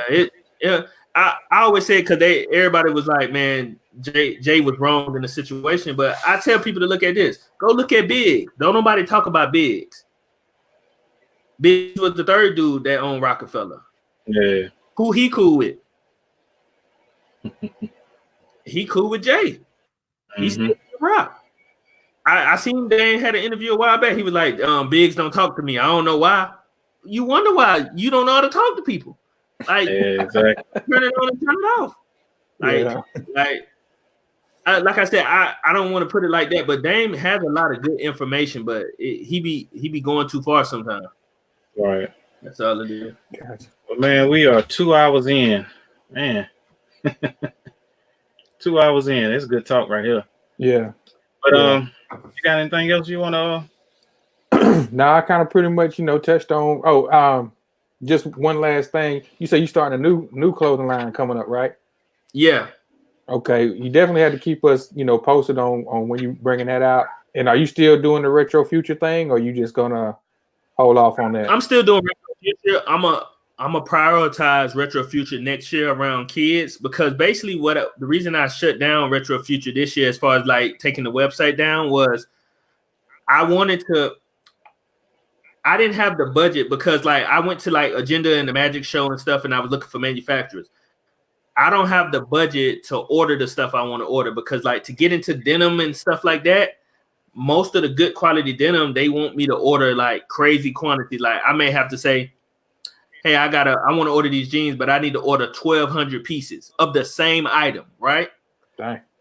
To be honest, I don't have the market right now to sell 1,200 items of the same item. You know what I'm saying? Yeah. Get into like that of high-end stuff. So that's why I said I took it down because I'm still studying. I'm reaching out, trying to find manufacturers. I met a lady from India. I'm trying to talk to her about giving me some more avenues in that. So I'm just studying the game. I'm not in a rush. So I want to do it right. So I'm not in a rush at all. That's the best way to do it. Quality over quantity, bro. That's it. Quality over quantity. I'm working with my cousin right now on a landscaping company down in Florida. So that's been my priority right now. So I'm always doing something. Yeah, I know. That's what I said. One thing I say about you, man, if you think about it and you want to do it, you're gonna try it, man. But we appreciate you coming on, bro. You know what I'm saying? Man, I appreciate y'all for having me, man. I love the show. Like I said, I watched the last one with Throwback King as well. He had a bunch of good items that he brought up, a bunch of vintage jerseys and everything. I watched the last one and everything. So we appreciate that, man. We appreciate that. Hope you keep rocking with us, man. We just up and coming, man. We don't really have a crowd or anything like that, but it's coming. Man, it's coming. It's really just staying consistent. That's all. Staying consistent promotion, man. Because when you promote, you just get the one people, and word of mouth is gonna bring it out. And definitely with the subject matters that you guys are bringing up to the people that's on the show, they're definitely gonna want to talk and view their opinion on it. If it was more people over here now, it probably been almost a fight going on right now about music. Yeah, you're right. I probably would have said a more controversial statement about why Biggie ain't in my top 5. I got a real statement about that I don't support, but we definitely man probably get you back on. You know what I mean? Because it's probably a few more things that we wanted to touch on. We just got to talking. You know what I mean about the shoes, stuff like that. So yeah, we definitely gonna have you back on, bro. We can do what I mean.